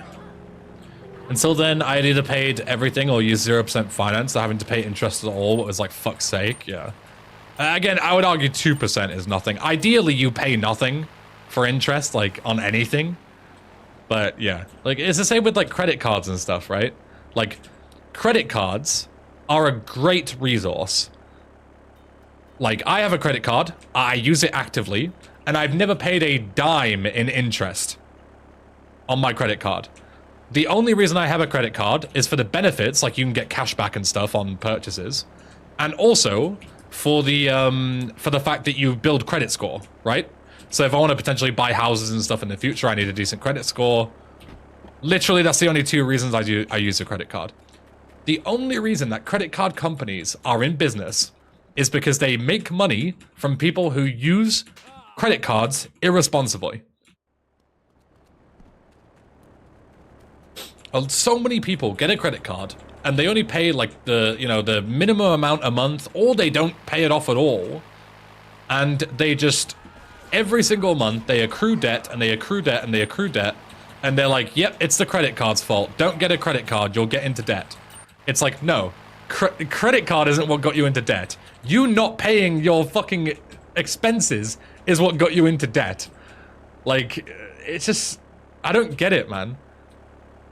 And again, it's like these people are like using credit cards with no idea as to how they work and how much they'll have to pay if things go to shit. And like whatever else. It's just so bizarre. Like nobody does any kind of like research. That was me trying to do dodo bait while not concentrating, by the way. Don't do that. It's not a good idea. Okay, let me practice this. Because I haven't done this in ages. Construction. That's what I want. Yeah, the only reason you should ever be using a credit card is if you want the benefits from doing it. You can afford everything with your debit that you would from credit. And you would pay it off automatically every single month. Like, whenever I spend anything on my credit card, it goes directly out of my debit card. And, you know, on like the 15th of every month, I pay everything in full instantly.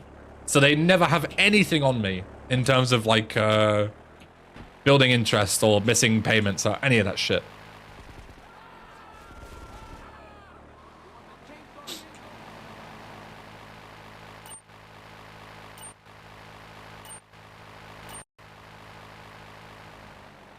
That's the only time that you should ever, ever, ever consider using credit. My credit limit is 1k, so it's basically impossible to do anything crazy with it. I think mine is about the same. I think mine might even be less. Because I'm like on like, you know, like the basic starter credit card because I've only had it for like a year or two. Hey Bounce, welcome dude. I'm good, how are you?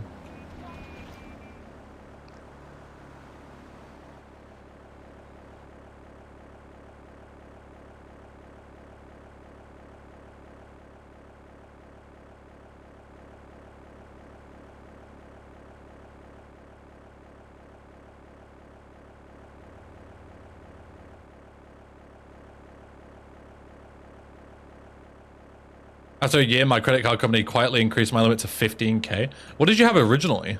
That's a huge limit for a year. Holy fuck. Mine was like 750 quid the first year, I think. With Barclays. 1k? Jesus, that's a fucking massive one. Holy.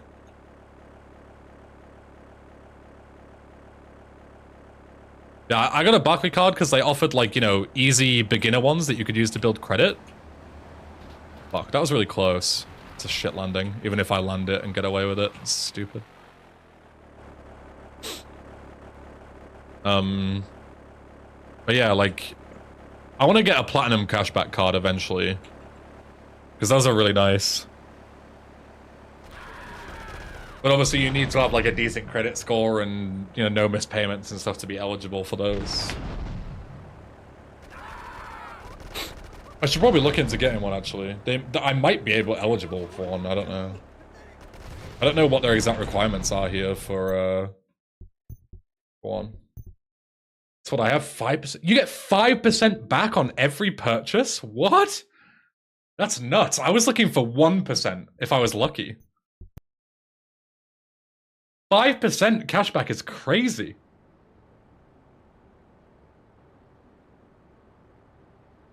Only for the first year? That's still nuts.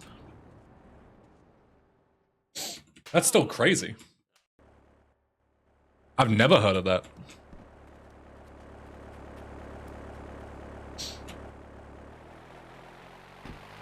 It was great, soaked it up. I mean, yeah, fuck yeah. I would abuse the shit out of that. I would be using my limit every month. Just for the sake of getting the fucking cash back. I would be buying shit that I plan to buy, you know, in the future. Just buying it now while I still can, you know? That was a terrible takeoff because of the fucking cars. I'm actually gonna write a note to check my credit stuff because I haven't checked it in a while. And I might be eligible for a platinum card now. I'm not sure.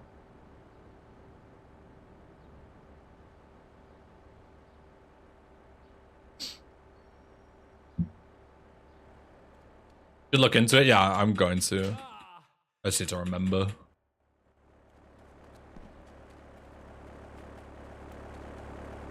I have like 50k limit and 2.5% cash back on everything, and specific categories go up to 10%. That's nuts.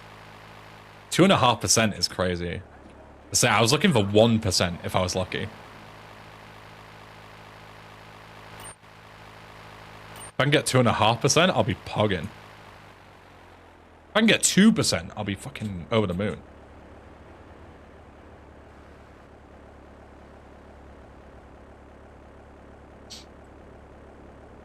Nationwide has a 5% current account as well, which is nuts. Yeah, I remember having a conversation about that like ages and ages ago when I was looking for banks. I ended up going with Barclays because they gave me 5% up to 5k on my emergency fund with them. It's called like a rainy day saver, I think it is, but it's not a current account. It's a savings account with them. But they give you 5% up to X amount, which is really nice. I'm not going nearly fast enough here, by the way, for some reason. I don't know why. I guess I wasn't really paying attention. I don't know. Can you take off here again and be fine? Like, is this something that you can do if you end up landing here? Like, I don't know. I guess we'll find out.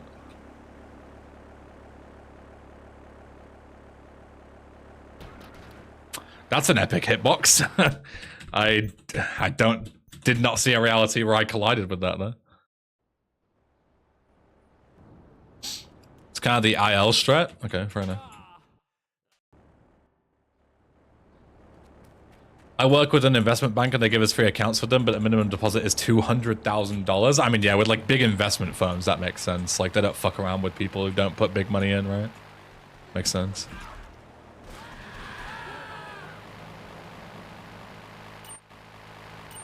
God's sake, what are these spawns? Fucking cartel crews are spawning right in front of me. So ass.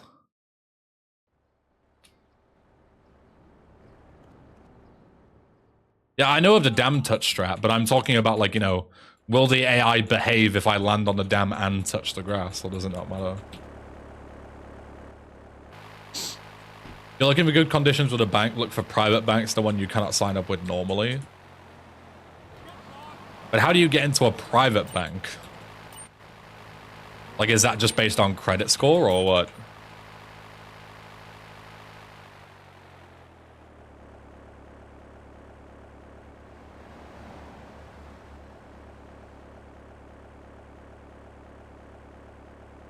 Usually your income or a deposit. Deposit I would be able to do. Income probably not.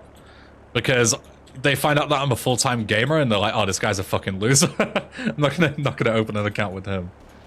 I do have a Monzo, I think it's called, business account, so I can track all my ins and outs and stuff for tax purposes.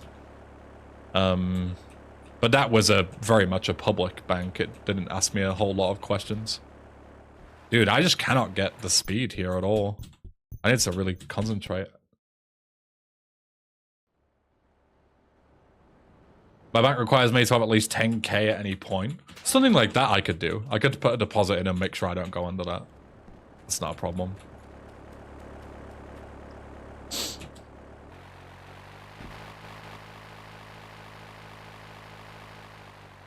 Yeah, I'm honestly fine with the banking stuff I have now.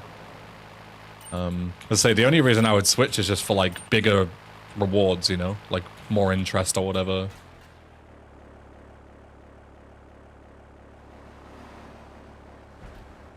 Like that's the only reason I would switch. Like my current banking setup is fine. The only reason I would change is if I get offered like better stuff. Like yeah, cool benefits, yeah. That's the only reason I would switch.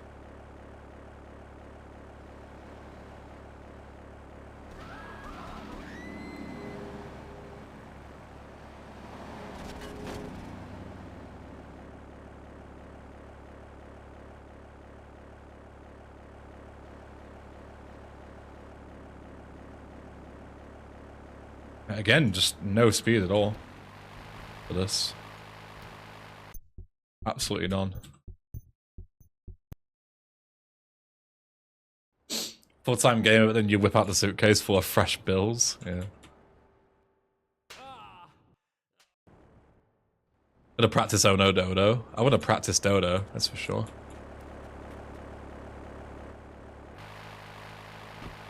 I get a reference, Enzio.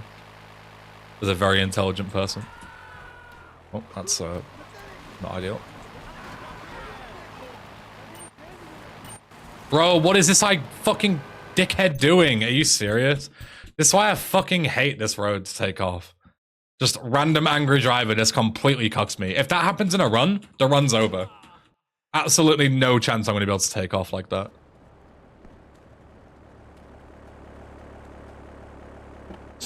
Just make shitty movies to launder drug money, like Steven Seagal. True.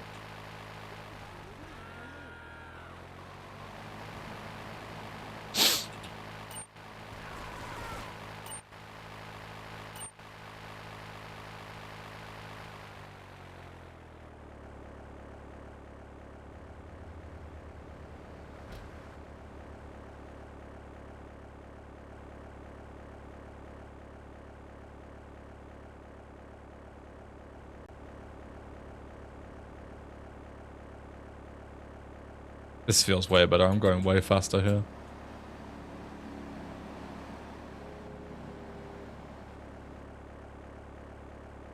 Yeah, way better.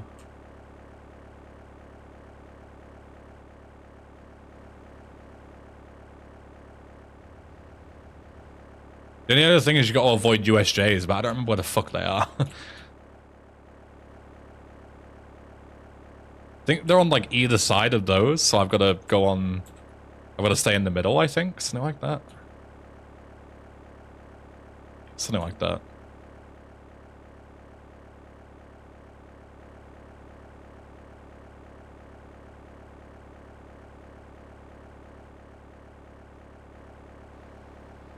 That was good. That was clean. That was really good. Not the fastest flight, but that was like clean, you know? Like, never like lost control or anything. Speed felt good. If I can do that every time, I'd be very happy.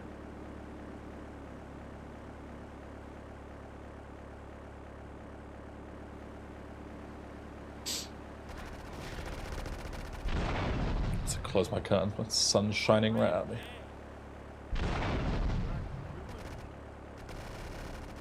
This fucking sun all of a sudden just came and blasted beams at me real quick.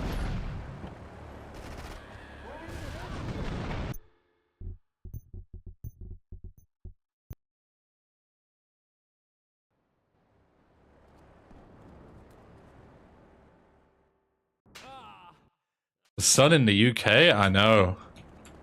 It's crazy. Every time I see it, I almost faint because I'm so shocked at the idea of it not being rain. It was raining earlier, so hopefully it doesn't rain later on tonight because I want to go for a run. I went out for a run last night, hated every second of it, but want to go again today. Because, like, I feel great that I ran, even though I hated actually running, because running sucks and it's so boring. It was great to do it, and I felt good when I got home, you know? Like, I felt really accomplished for doing it.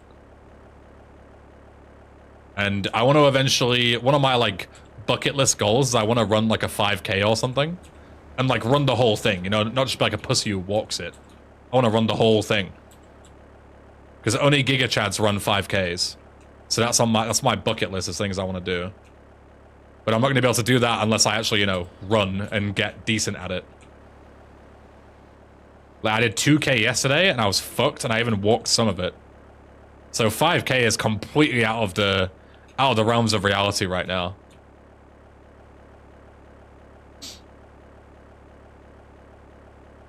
Skating or swimming, sure. Running or the gym both sound terrible. I should probably get back into swimming as well. I used to really enjoy swimming and it's really good for you in terms of like exercise and stuff. You know? Like maybe if I got really good at swimming, I could get jacked and I wouldn't even have to care about other stuff. And I'd actually enjoy it. Who knows? That was a much slower fight, but still worked out fine. Again, if I do a flight like this, I'm taking it. This is more like surviving dodo bait. That's the only thing that I care about, is surviving it. I don't care whether it's fast or slow.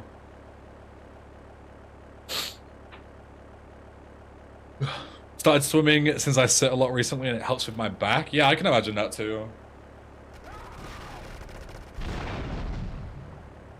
The joys of working from home and just being like sat at your desk like a fucking gremlin all day. Well, that was ideal. A double explosion.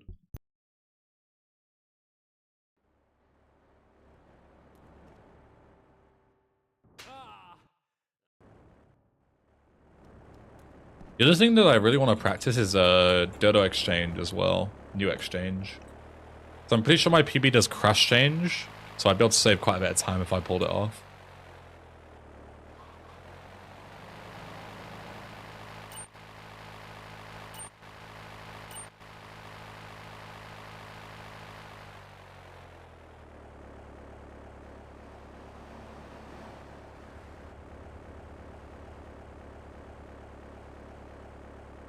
Well, the hecking snow finally melted, so I've been going on my usual 30-40k bike rides again this week. Nice.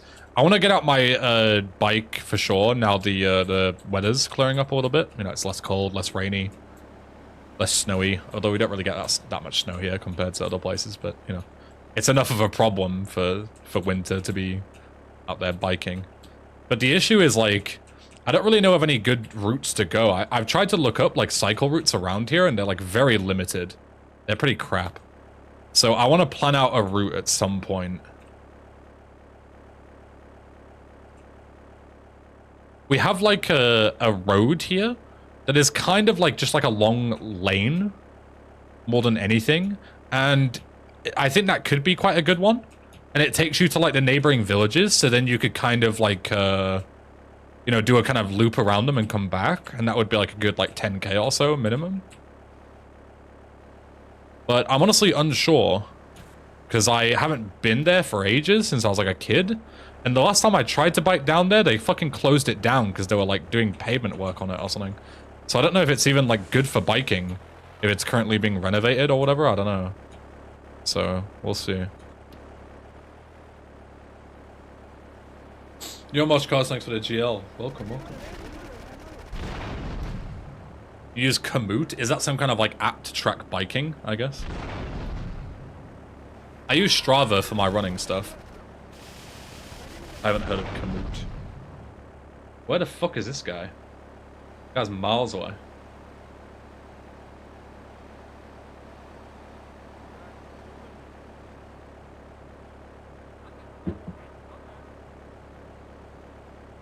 This guy's legit trolling me, I think.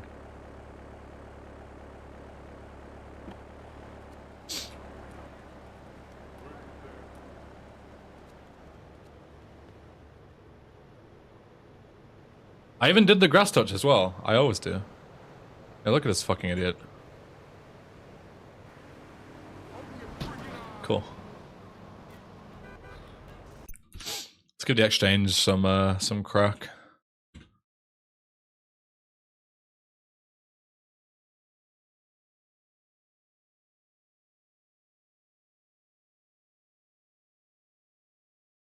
Demo construction. Let's do construction. Need to practice some takeoffs a bit more.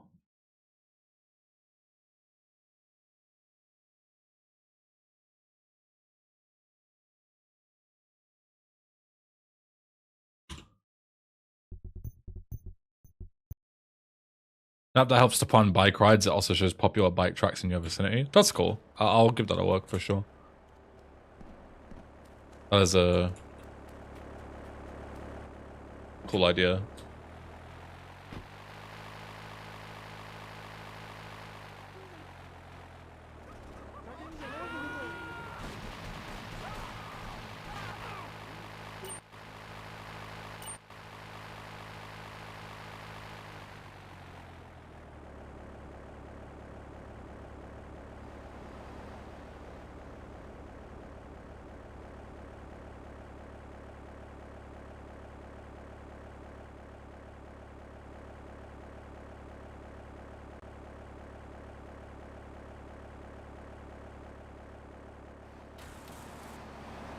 Decent landing.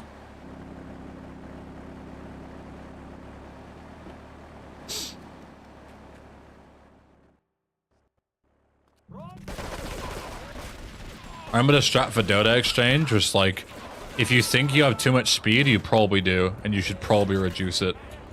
Like, the least speed you can get while still clearing the fence is better. Even slightly too fast, and you'll eat shit on the roof.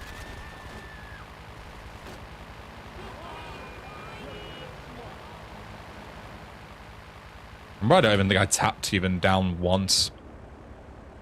I'm pretty sure I just let myself sink down.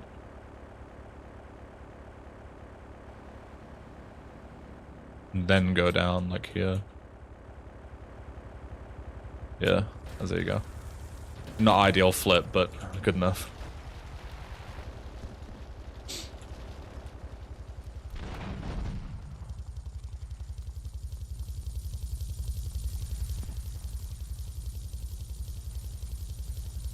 Get this thing airborne! You move, big man. Where the fuck is the heli? The chainsaw. Why did it just sit there? What the fuck? It's usually in like a completely different place. Maybe because I was slow getting there, I guess. That's really weird. Yankee boy. Very, very strange.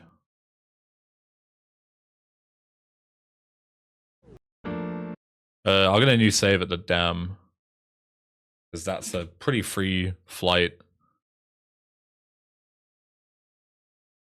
On the construction site.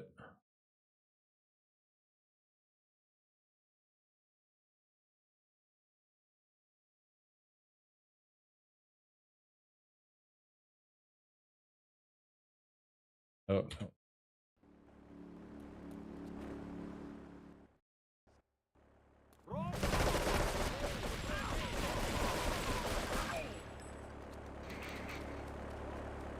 Yeah. Oh, excuse me.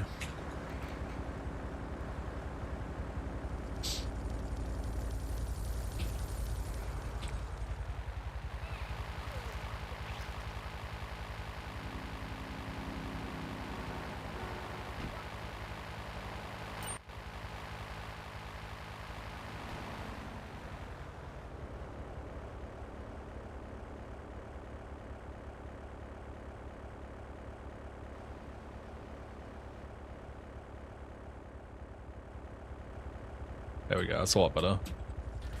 Yeah. Ooh, that still went off.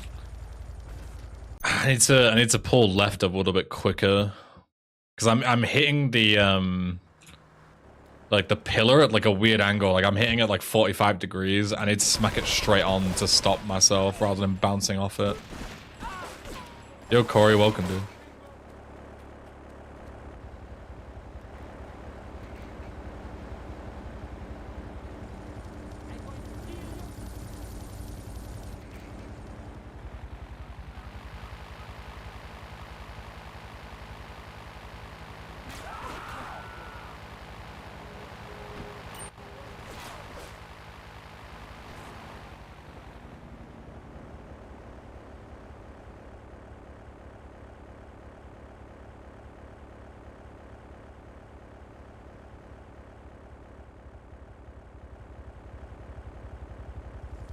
That's not...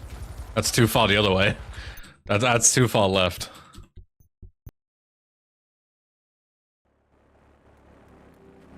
I don't remember if you have to be, like, right next to the guys, or if it's just based on, like, your verticality where you trigger them or not. To spawn them in. I don't remember. I guess we can test. We just go really far left and see if we trigger them anyway. But I'm pretty sure you need to, like, curl around to the right to spawn them in. Otherwise the mission doesn't progress. But I'm honestly not sure.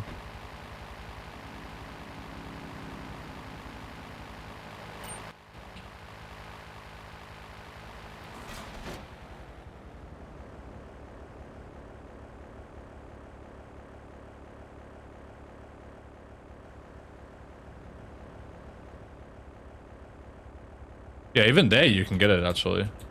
And you can slow down, too. You can even tap up and do it. Okay, that makes it way easier, actually. If you can tap up on the way.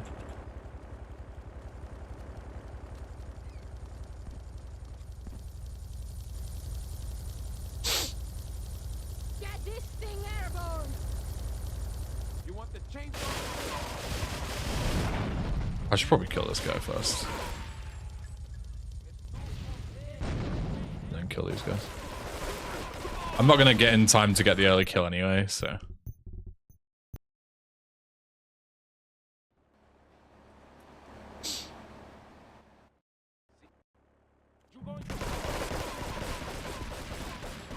The real update question we should be asking you, Corey, is have you assassinated the person who tried to assassinate you? Craziest part was how it's MOT the day after and passed? Nice.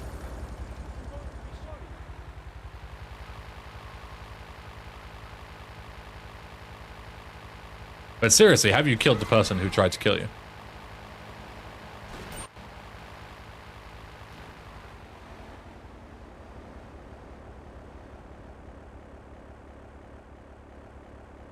Yo, Plan DL, welcome. It was Ben all along. I will not deal with that slander. It was not me. Fuck. How did I trigger that? Did I go too low? I don't remember. I think that's too low to trigger that.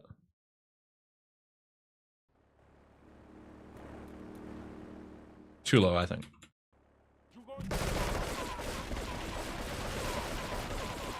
Too low, too close to the dam. Okay. There's so many things to remember. Like, you gotta remember, like, your speed, your trajectory, how close you are to the dam, how low down you are. Like, I firmly believe this is a really short flight, but technically, I really think this is the hardest. I think this is way harder. I think this is way harder than Dodo Bait. Dodo Bait is longer, but mechanically it's easier, I think. You don't have nearly as many things to remember. Here, I don't even have enough speed to clear the gate, I don't think. I just had no speed there for some reason. That's weird. I felt like the takeoff was the same as all the other ones, and did the same inputs, and just couldn't quite climb the fence. Whatever. Yo, King Eddie, welcome. Welcome, welcome.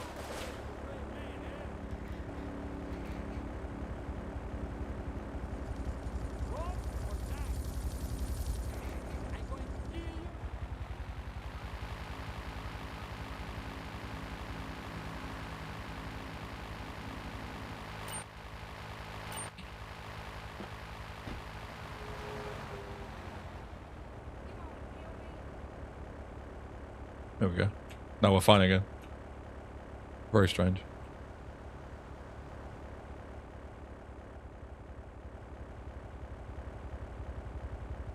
There we go. It's way better.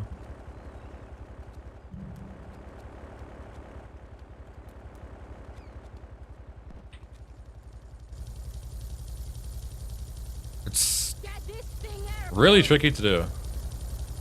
Yeah, I should definitely kill this guy. Because the thing isn't in a good spot anyway. Regardless, to hit it. I'm too slow. I think you need to be there before like 6:13 or something on the timer to get the like good, you know, plane thing to blow it up instantly. But it's just, you have to be so quick.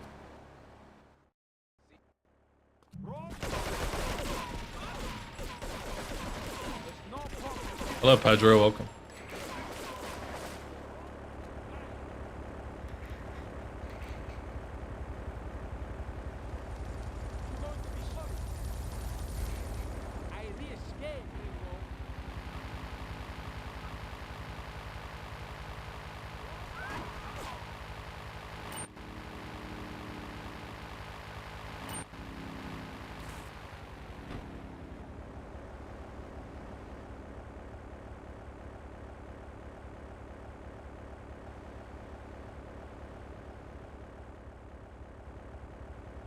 Yeah, you can stay pretty high there and not even worry about, like, they still spawn in anyway. Like it's surprisingly lenient, that bit. I thought I had to get like really close and really low to spawn them in, but you really don't. You can stay almost level once you get over the what's it called, like the fence. You can stay like almost level in terms of like verticality.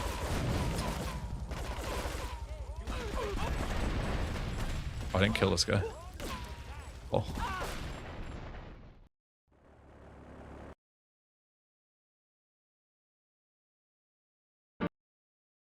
Give it a couple more goes and I'll fix my splits because I keep forgetting to fix them because they keep getting busted. Never knew I had a flamethrower? Yeah, he does. He will kill you very quickly if you're not careful. But a lot of time in runs, he isn't a threat. Because you lose control right at the end of the game, right? Like once you've blown up the Hellion and Air Catalina. So the fire goes out immediately. So he attacks you, but then the fire goes out instantly before he does like any real damage. So as long as you do everything correctly, you can tank his damage. But if you fuck it up, he'll kill you. So if you always watch good runners, you'll never see them die to that guy because he's free if you don't mess anything up. But if you make a mistake, it's curtains. Yeah, you can even go super high there as well, wow. Like, I deliberately went super high there to see. And they still spawn in. Like, I'm trying to see what I can get away with. Yeah, I always watch you. Yeah, well then obviously you'll see that, you know, he can kill you very easily if you're bad. And you'll find that out from watching this stream. Obviously.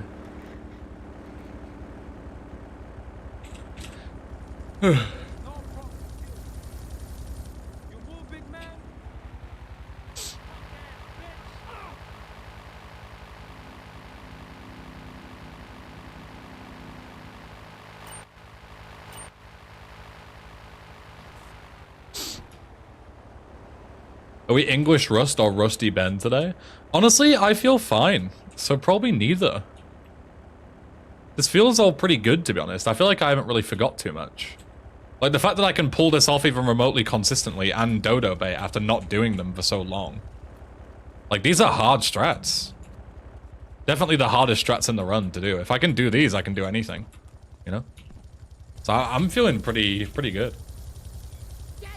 I always get scared when I do D-Rush streams that I'm just gonna, like, you know, play like a fucking idiot and just forget everything, but honestly, this feels fine. Like, feel fine. Alright, one more. Then we'll fix the splits.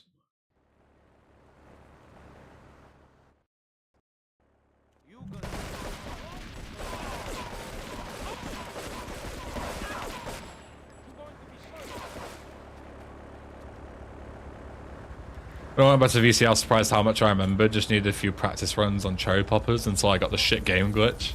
Also. Yeah, it is honestly one of those things that you do pick up so quickly again.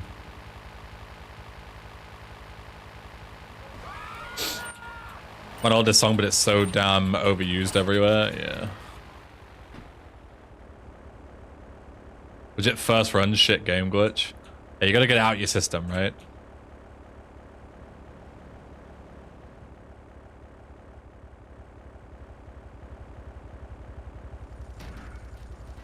I was a little bit lost control at the end, but still fine.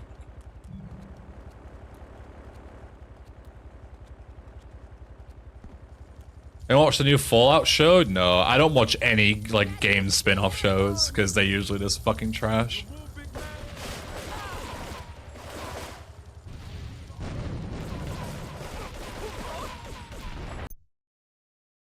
I didn't bother. Okay, let me fix these splits. I want to go to the bathroom real quick, and then we'll fix them. Be right back. 1 sec. I need a wee wee. I'll get a drink as well.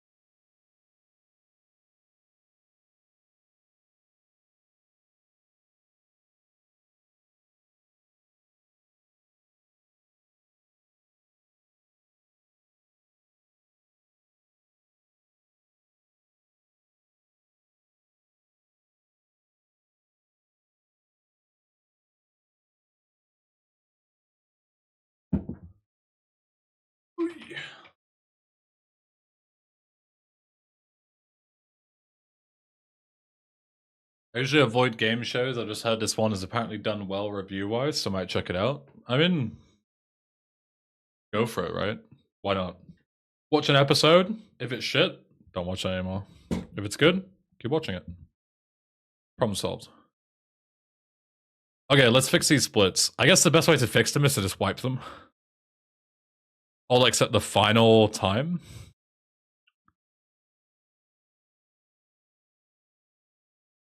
And then...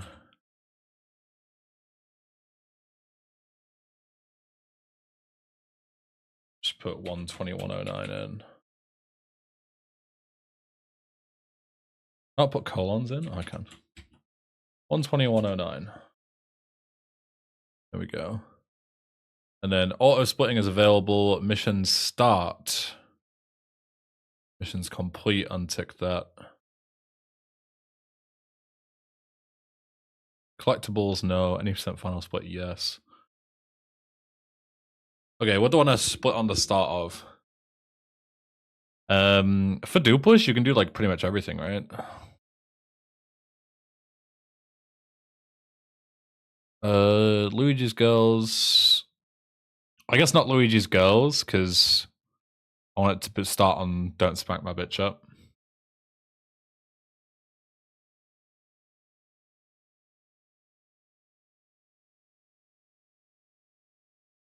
I'll just take all of them. Except,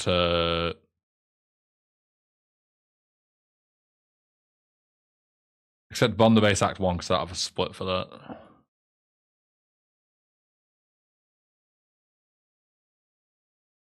Oh no, it's the opposite. I do want it to be on Act 1, but not Act 2. I think.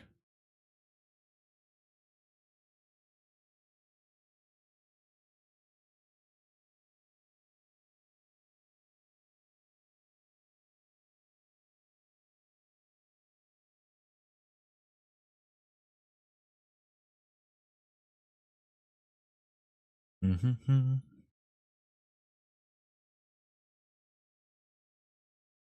There we go.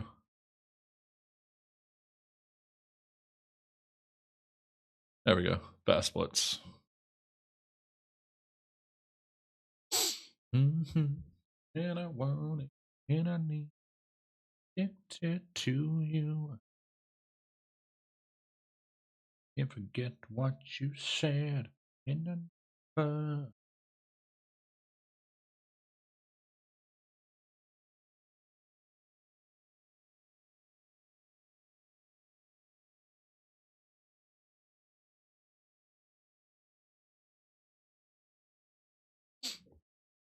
Okay.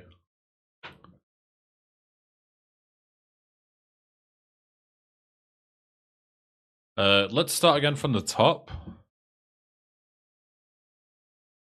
And let's practice a scenario where I don't get 30k M16 and see how bad it is if I have to reset for it or not. My hope is no. And we can also test if the splits work as well, properly. I know a place on the edge of the red light district where we can lay low, but my hands are all messed up. Pretty sure I have splits for everything.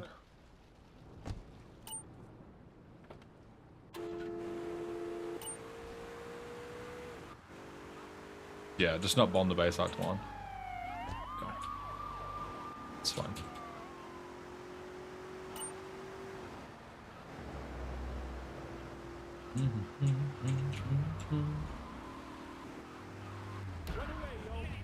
Classic.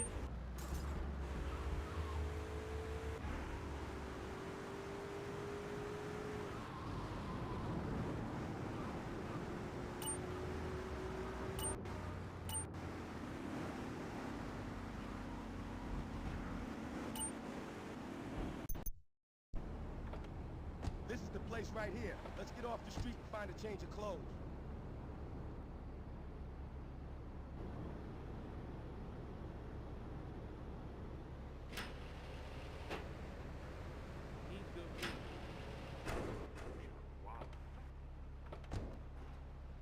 I know this guy.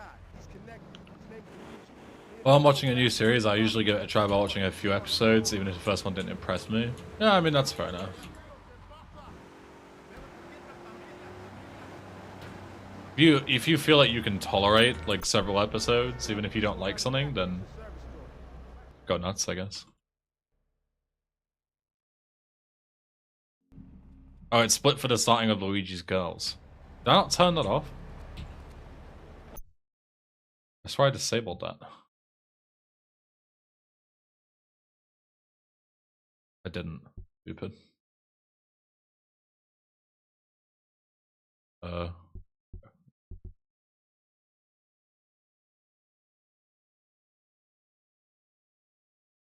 we go. Should be good now, I think.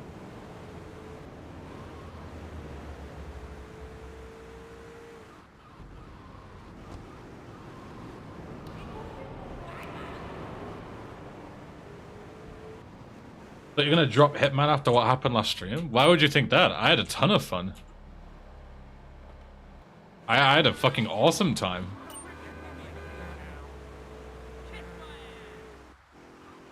I'm very excited to play it again. I don't know why you thought that I would give up on it. I had a ton of fun. I had a fucking blast. Hitman stream was S tier? Yeah, everyone seemed to really enjoy it. I really enjoyed it. I want to play more. It's a VOD I need to watch. If you're a fan of Hitman, you need to watch me screw it up. I had a great time, but my performance was horrific. I was so bad. Like I have found out yesterday that Hitman is like not a game that I'm gonna be good at. I was terrible, but it was so funny. It was hilarious. I would strongly recommend watching it if you haven't. It was fucking brilliant.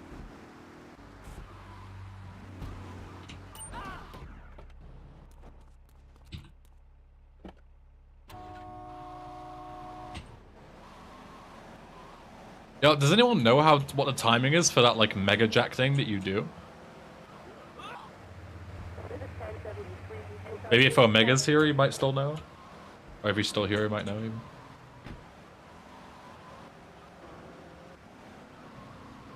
Like, how annoying are the inputs? Because it's like a minor thing, but if the inputs are easy, I might as well learn to do it.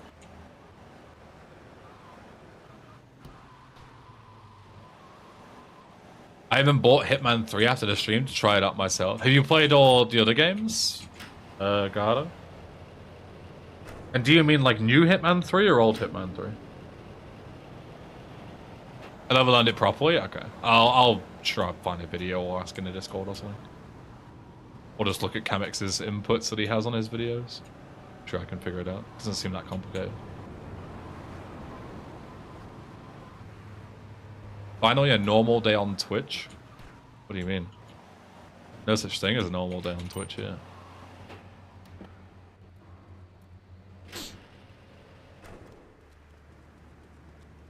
I don't know why I'm doing this. This is not fast.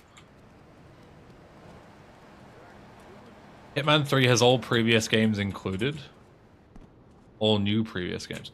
Oh, so you get like the 3 reboots, you mean? In like a little trilogy pack? That's cool.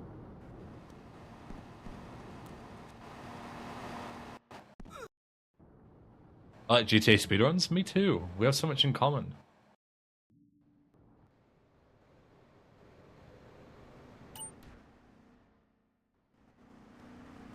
That's a cop that I would love to steal the car of, but I can't. I need to death warp a second time. Oh, sad. That's a cop car, but it's driving the other way. You are now married legally? Let's go.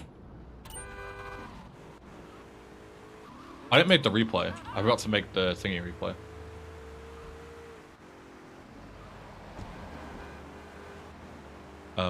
Wherever it was, yeah. I guess we just make it on the next mission. Doesn't matter when you make it, as long as you make it at some point. Oh wait, no, we can't make it on the next mission because we're going the other way. We'll just make it now.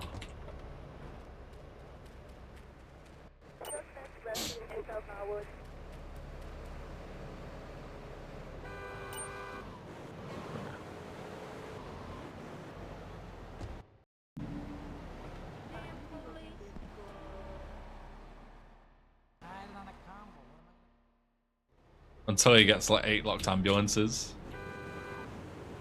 Real.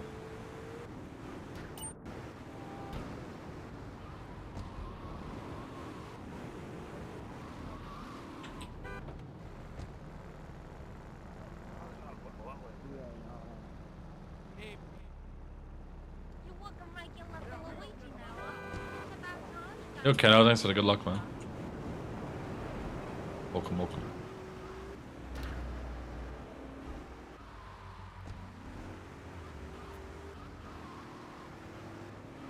I keep going this way. This is not the right way. Go this way. I don't need to make any replays. I'm so used to doing it. Don't need to make any replays. Just go this way.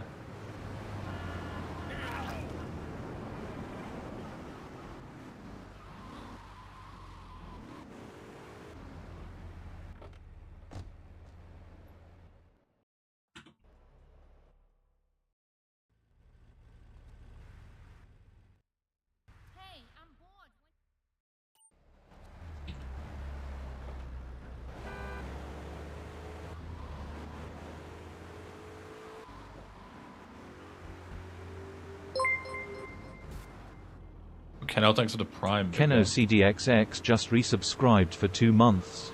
Might as well I. So 2 months of Prime, big guy. Hope you've been well, good. See you. I'm pretty sure Kamek just like throws his cop car up here because, you know, less walking distance with the M16 and that. Okay, hopefully I fail this, which sounds weird, but I want to practice what it's like if I don't get it, because I keep getting it. Fuck. Okay, I'm just gonna pretend I don't have it.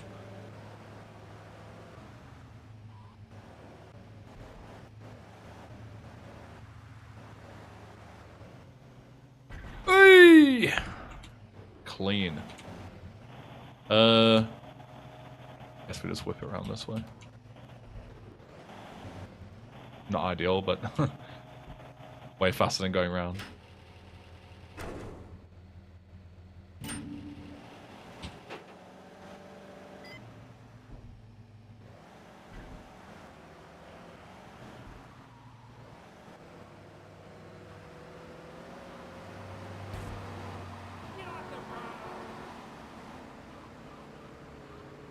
Toughened has the explosive barrels where the jump is.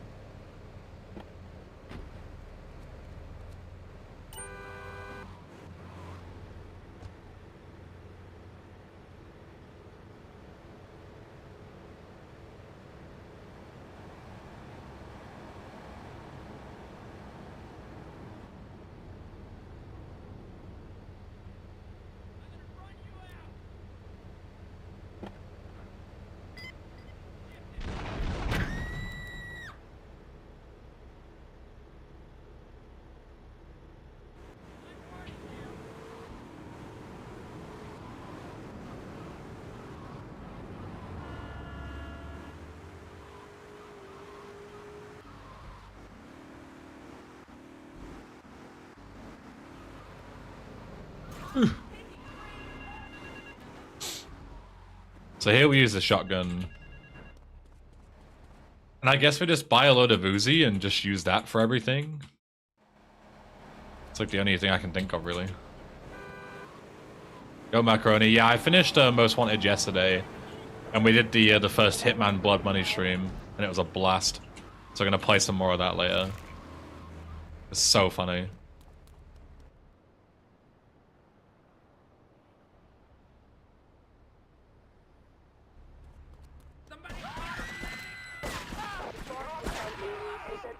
I got a lot of damage though, Jesus.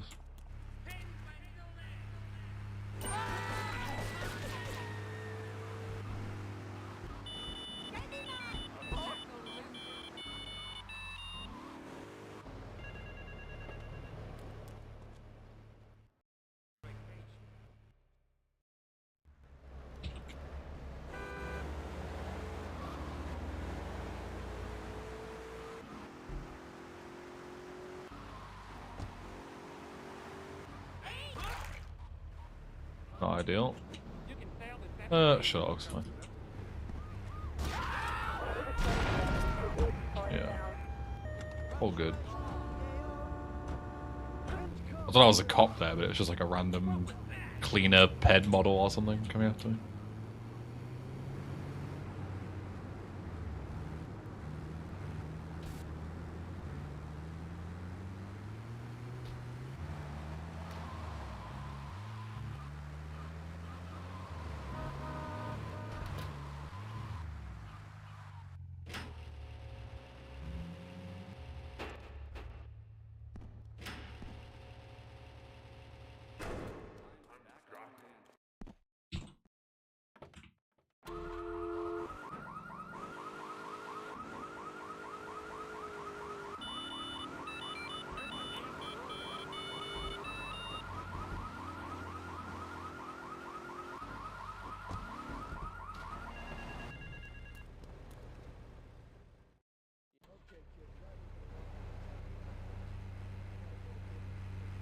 Those washerwomen ain't been paying their protection money. And watch the car. Yeah, there are times where you use the So M16. no fancy crap, okay? is 3 vans, which you would buy the Uzi for. The pickup, which you use the Uzi for. Basically the same as the M16. And, what else? Trials and Tribulations, which you could just use the Uzi for. It's just slower. Like, it's all the same thing, it's just slower. So Trials and Tribulations, you're just gonna drive a bit closer so you can shoot him with the Uzi. Whereas if you're the M16, you can just like cross-map him from like the other wall. I wonder how much time it loses total across Portland to not get 30k M16. Because I would really like to avoid resetting over it. But if it loses like a minute, then I'm like,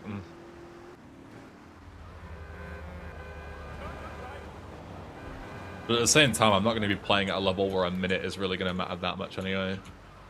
It's annoying to get it once and then just like be always a minute behind on Portland, you know? It's always shit that happens. The triads. With me. Drop by later and give them something to launder. Their own blood-stained clothes.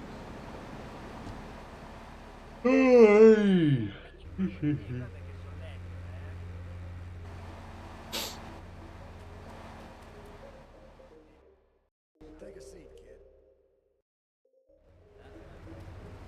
Like here, the move is just going buy Uzi. I'll buy a lot of it. I don't know how much is a good amount, but like 3? Yes, probably good. But this obviously is quite a lot of time. Like, this is probably like driving here unnecessarily plus waiting to pick up all the guns. You're probably talking like 30 seconds just on this mission. Not to mention all the other stuff, like. And you're always gonna get a worse pattern than average the longer you take to do the mission, because the more chance they've got of driving around far away.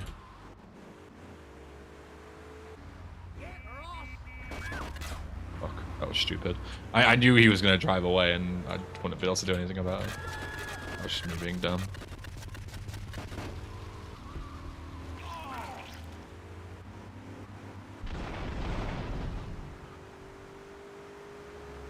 Yo, Tech Pixel, welcome, dude. Doing well, man. Good to see you.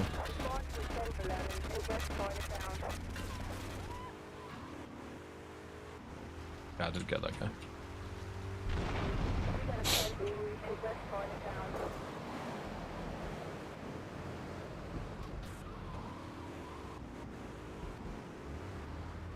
I agree, you should do that, Pondio.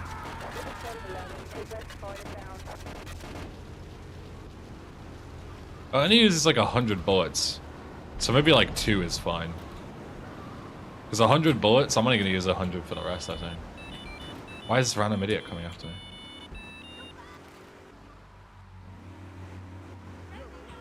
Yeah, Twitch Mobile is ass because the same reason Twitch Desktop is ass, and Twitch Browser is ass. It's all ass.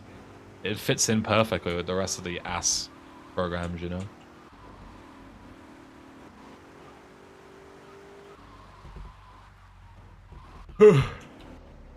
All garbage.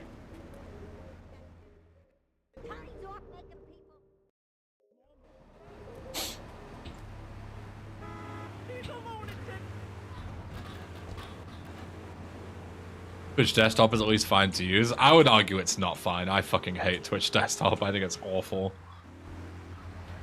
So many problems with it all the time. It's like never a point where it's functioning properly. There's always something that's fucking broken. If it doesn't despawn, it might do. That's fine. Good.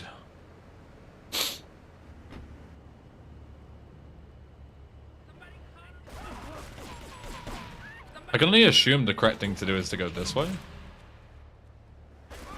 When you don't have the M16. Or I guess not, because it's mega slow.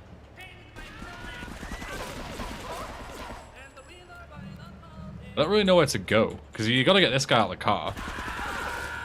That's for sure. Because the M16, you run out this way.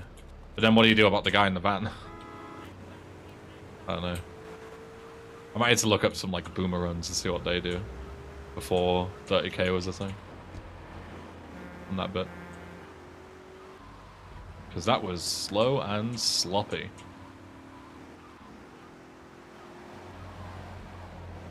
here and apologize. Just talking you, welcome. Welcome, welcome.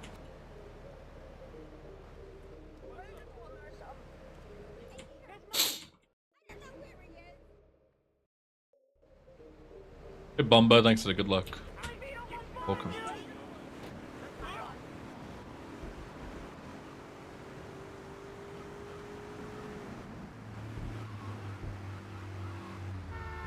Oh. Yo Vietis, welcome. Sauna pad Keller. That's a taste of corn on the cob. Yo Travis, good morning.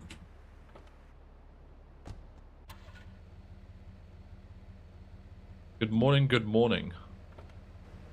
How you doing? 6 p.m. here, great time to wake up.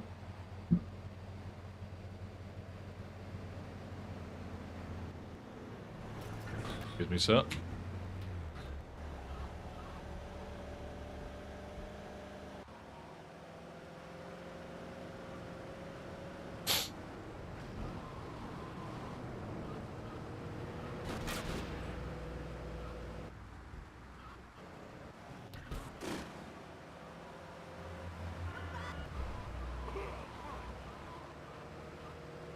Yeah, definitely planning to keep going, Garda. It's been awesome. I always keep doing that. I keep getting out of the car. Yeah, it's been way better than I thought it was going to be be honest. It's been incredible. So I definitely plan to do it for as long as I can. 100%.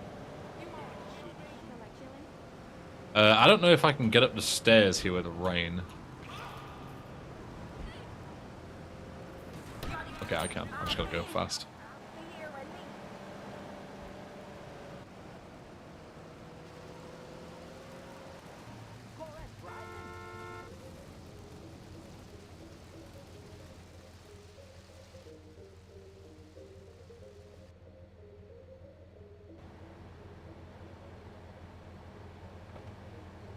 No fancy crap.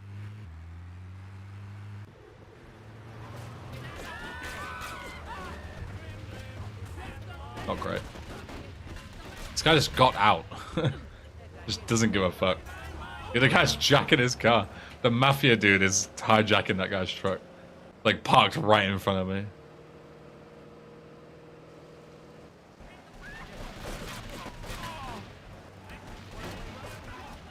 Yes, I have seen a lot of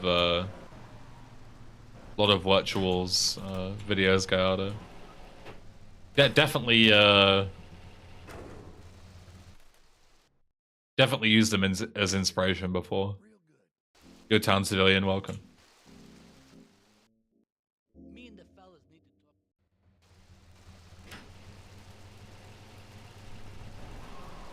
talk. Hey.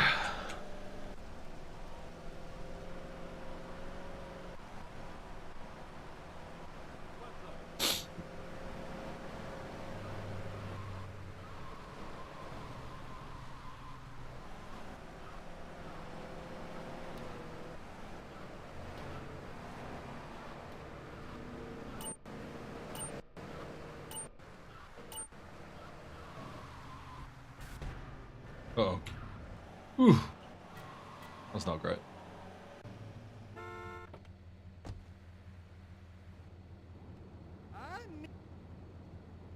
At Tempety, it is. Come on, Spider, let's go and check out. It is indeed. It's I don't know if it's a collab or just like a straight up remix of Next Type by Chasing Status.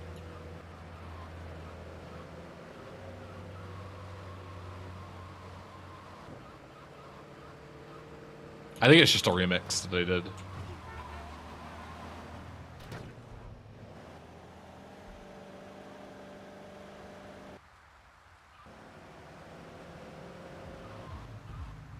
All right, Spider, you wait in here and look after the car while I go and shake my butt,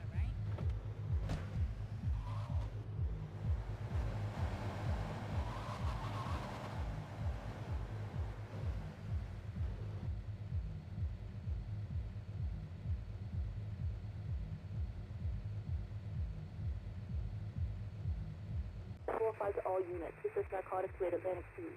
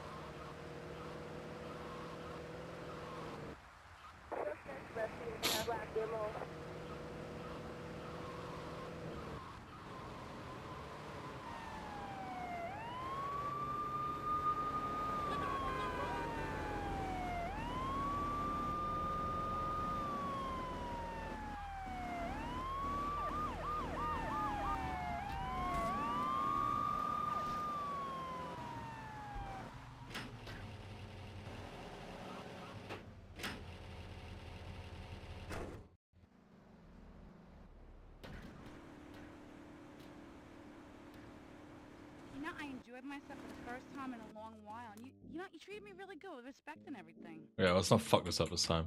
When you have 11 health, which really is not a lot, I might even die. Yeah.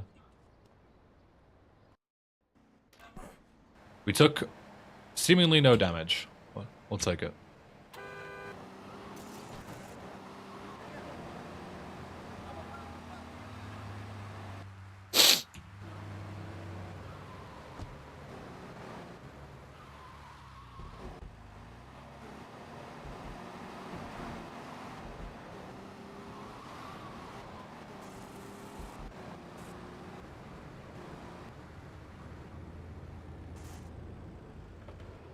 Don't know why I parked so far away, but it's fine.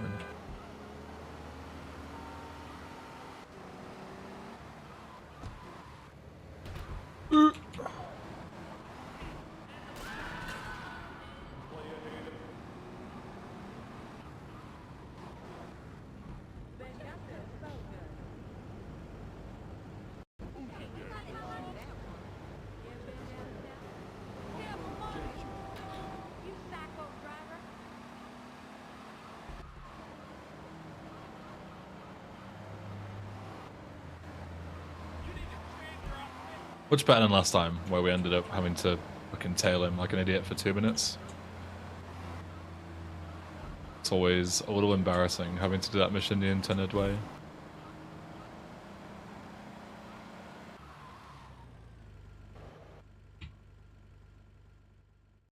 Here comes our little friend.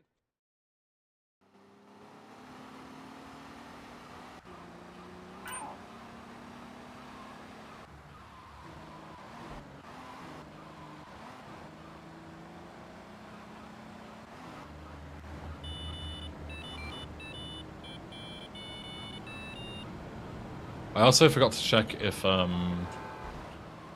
you use the taxi for this or not. But I honestly can't think of a better suggestion. There's no way that going up for the fixed thingy Karuma spawn is worth it, so.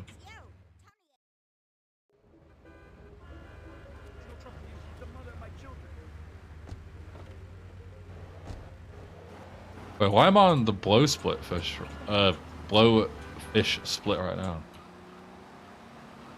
Am I missing a mission on my splits? Pick up, Salvatore's called a meeting. Chaperone, cutting the grass, trials and tribulations. It didn't double split either. Huh. Let me watch that back. Why is that doing that? Why am I a mission ahead on the splits? I don't get it.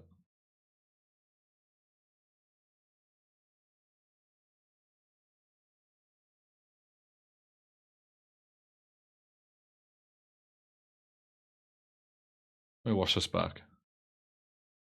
It's on Mike Lips, that's all good. Cipriani's chauffeur, that's fine.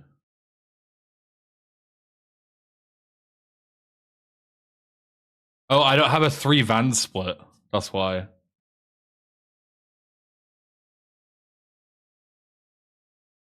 That's why I removed the 3 van split because obviously it doesn't make any sense to have a 3 van split when you're doing mission split like end splits, but on the start splits it does make sense. That makes sense.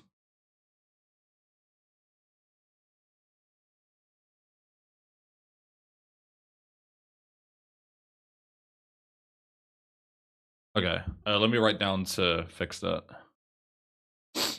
Will I upload on YouTube the Need for Speed playthrough? It's already on YouTube, just on my VoDs channel, on the archive. I don't plan to upload any non-GTA stuff on the main YouTube channel because it just kills, like, the algorithm hates it when you do that.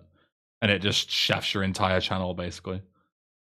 Let me write down splits 3 vans. I'll remember to do that later. Okay, that's that crisis averted.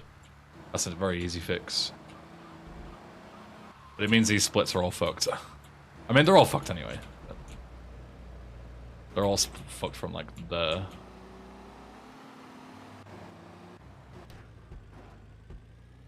Still waiting for Eben Rage compilation on main YouTube channel. Believe it or not, a lot of people don't like it when I rage. Like, I get so much shit on YouTube comments for showing any kind of, like, annoyance at anything.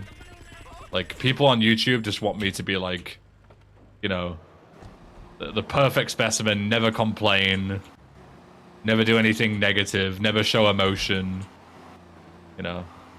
Because YouTube is all about the whole, like, you know, persona of, like, you know, super happy PogChamp persona, like, you know, screaming and being, like, so epic, you know, random and quirky. That's what it's always like on YouTube. You've got to be, like, super over the top and be funny all the time. You can't be a human being who's, like, normal and shows normal emotions, you know? I wouldn't usually kill these, but I'm gonna have to here. Stop myself from dying.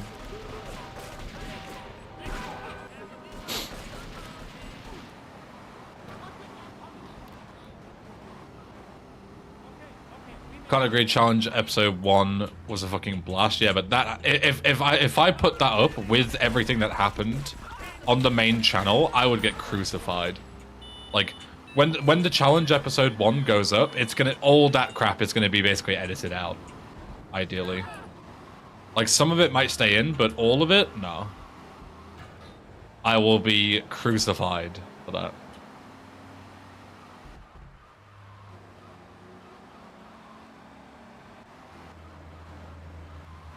Censoring rate. I mean, it's the way it is on YouTube.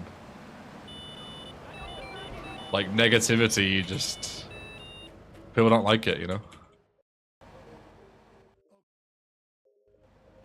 We can defend you. I appreciate it, but... I don't. I hopefully won't need defending. I can't do these mega jumps either, because I have no fucking... no health for it. I'll definitely die. If I even try.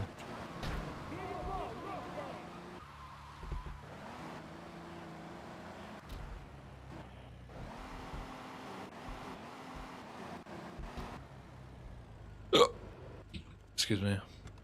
Music scroller broke. There we go. It didn't break, I just forgot to re-enable it.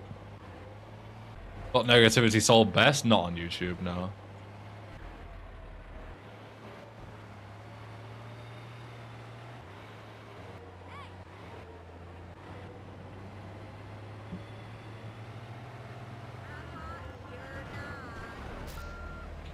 Bro, move!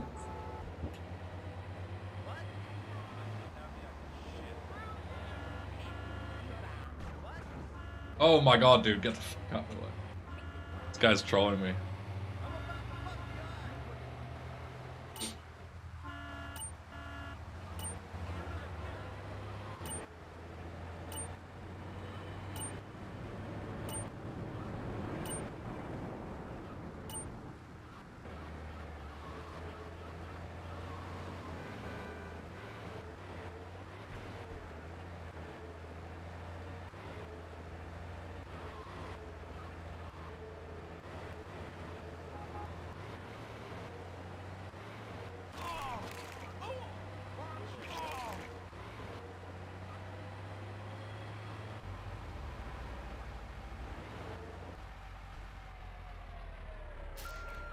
Yeah, it was ESA, this most recent one, Garda.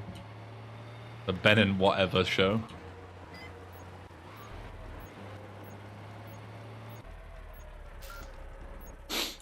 I had to say the fuck away, because any damage and I'm dead here.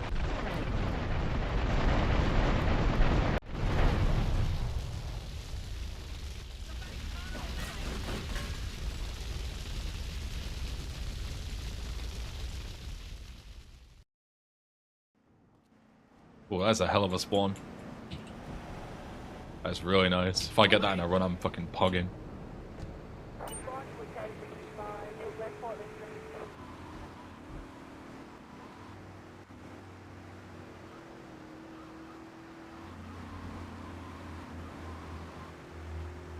Trust me, Relics, when I say the last thing I want anybody to do is go and insult people insulting me in the comments.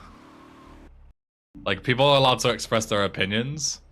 The worst thing you should do is go and insult them. Like, it just makes everything worse. Like, again, I appreciate it, but yeah, no. I should not have started this rampage, by the way. That was stupid. Fuck, that's a problem.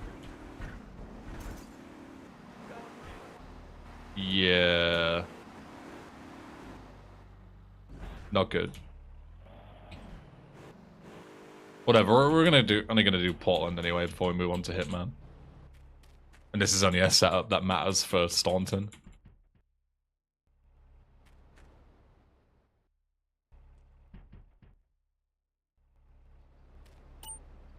Ben is too polite, nothing we can do. Yeah, exactly. No insults, please.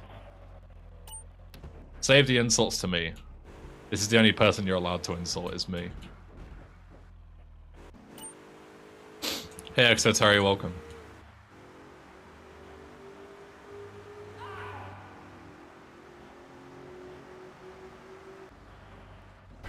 Fuck.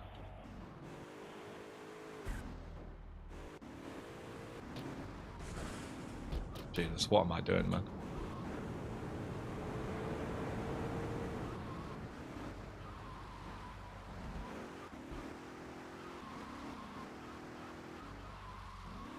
I'm pretty sure I have like one bullet here. Get a good vantage point, then I'll head in when you fire. So to play more Hitman today? Yeah, we're gonna play it pretty soon. And I'm very excited, I'm all for it. I'm pretty sure I have one button here. One bullet even.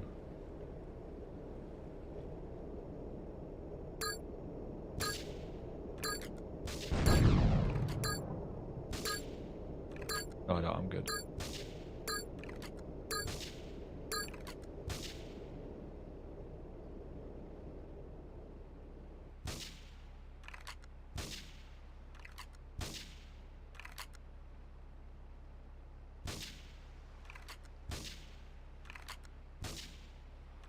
Pretty sure I got him. There's no way to tell until we get in and see. Hope you did a Hitman reboot trilogy soon as well. I'll definitely look into it, because a lot of people said it's really good. But I'll definitely give it a try. If Blood Money goes down well. Okay, we did kill him.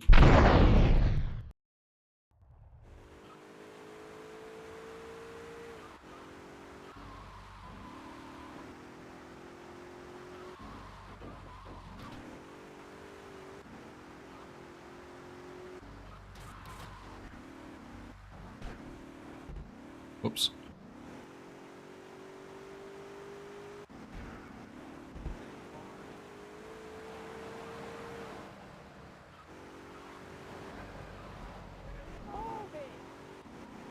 Pacifist spider. You have to teach him some manners, such as taking food that's in front of you.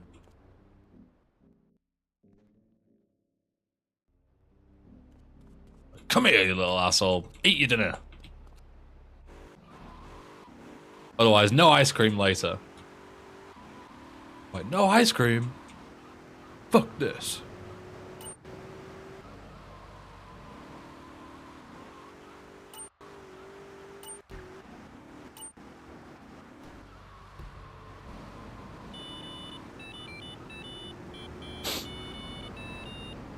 Hey, how about complete hardline mod with 1 HP? It's impossible. The game literally forces you to take damage several times. It's not possible.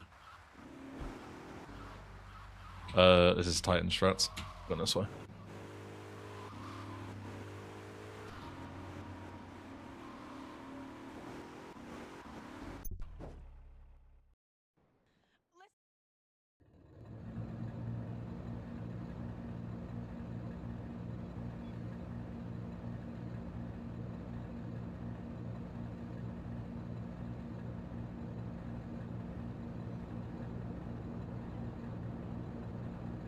How about a deathless run?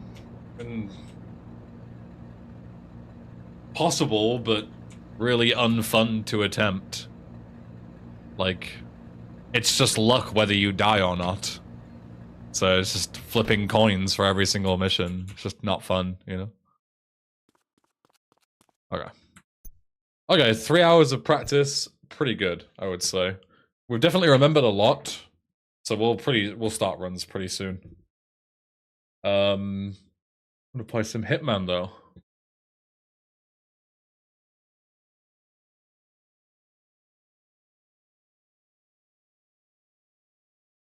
Uh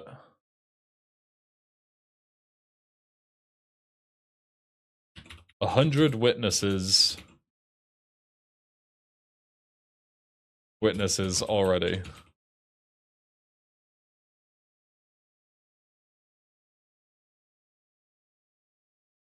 What's my favorite mission in Hardline? None of them. They're all crap.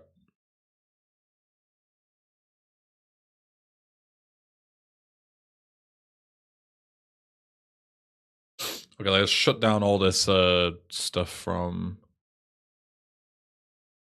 GTA3. HK, don't need that anymore. Even Demolition Man and the driver. Demolition Man's okay, the driver's garbage.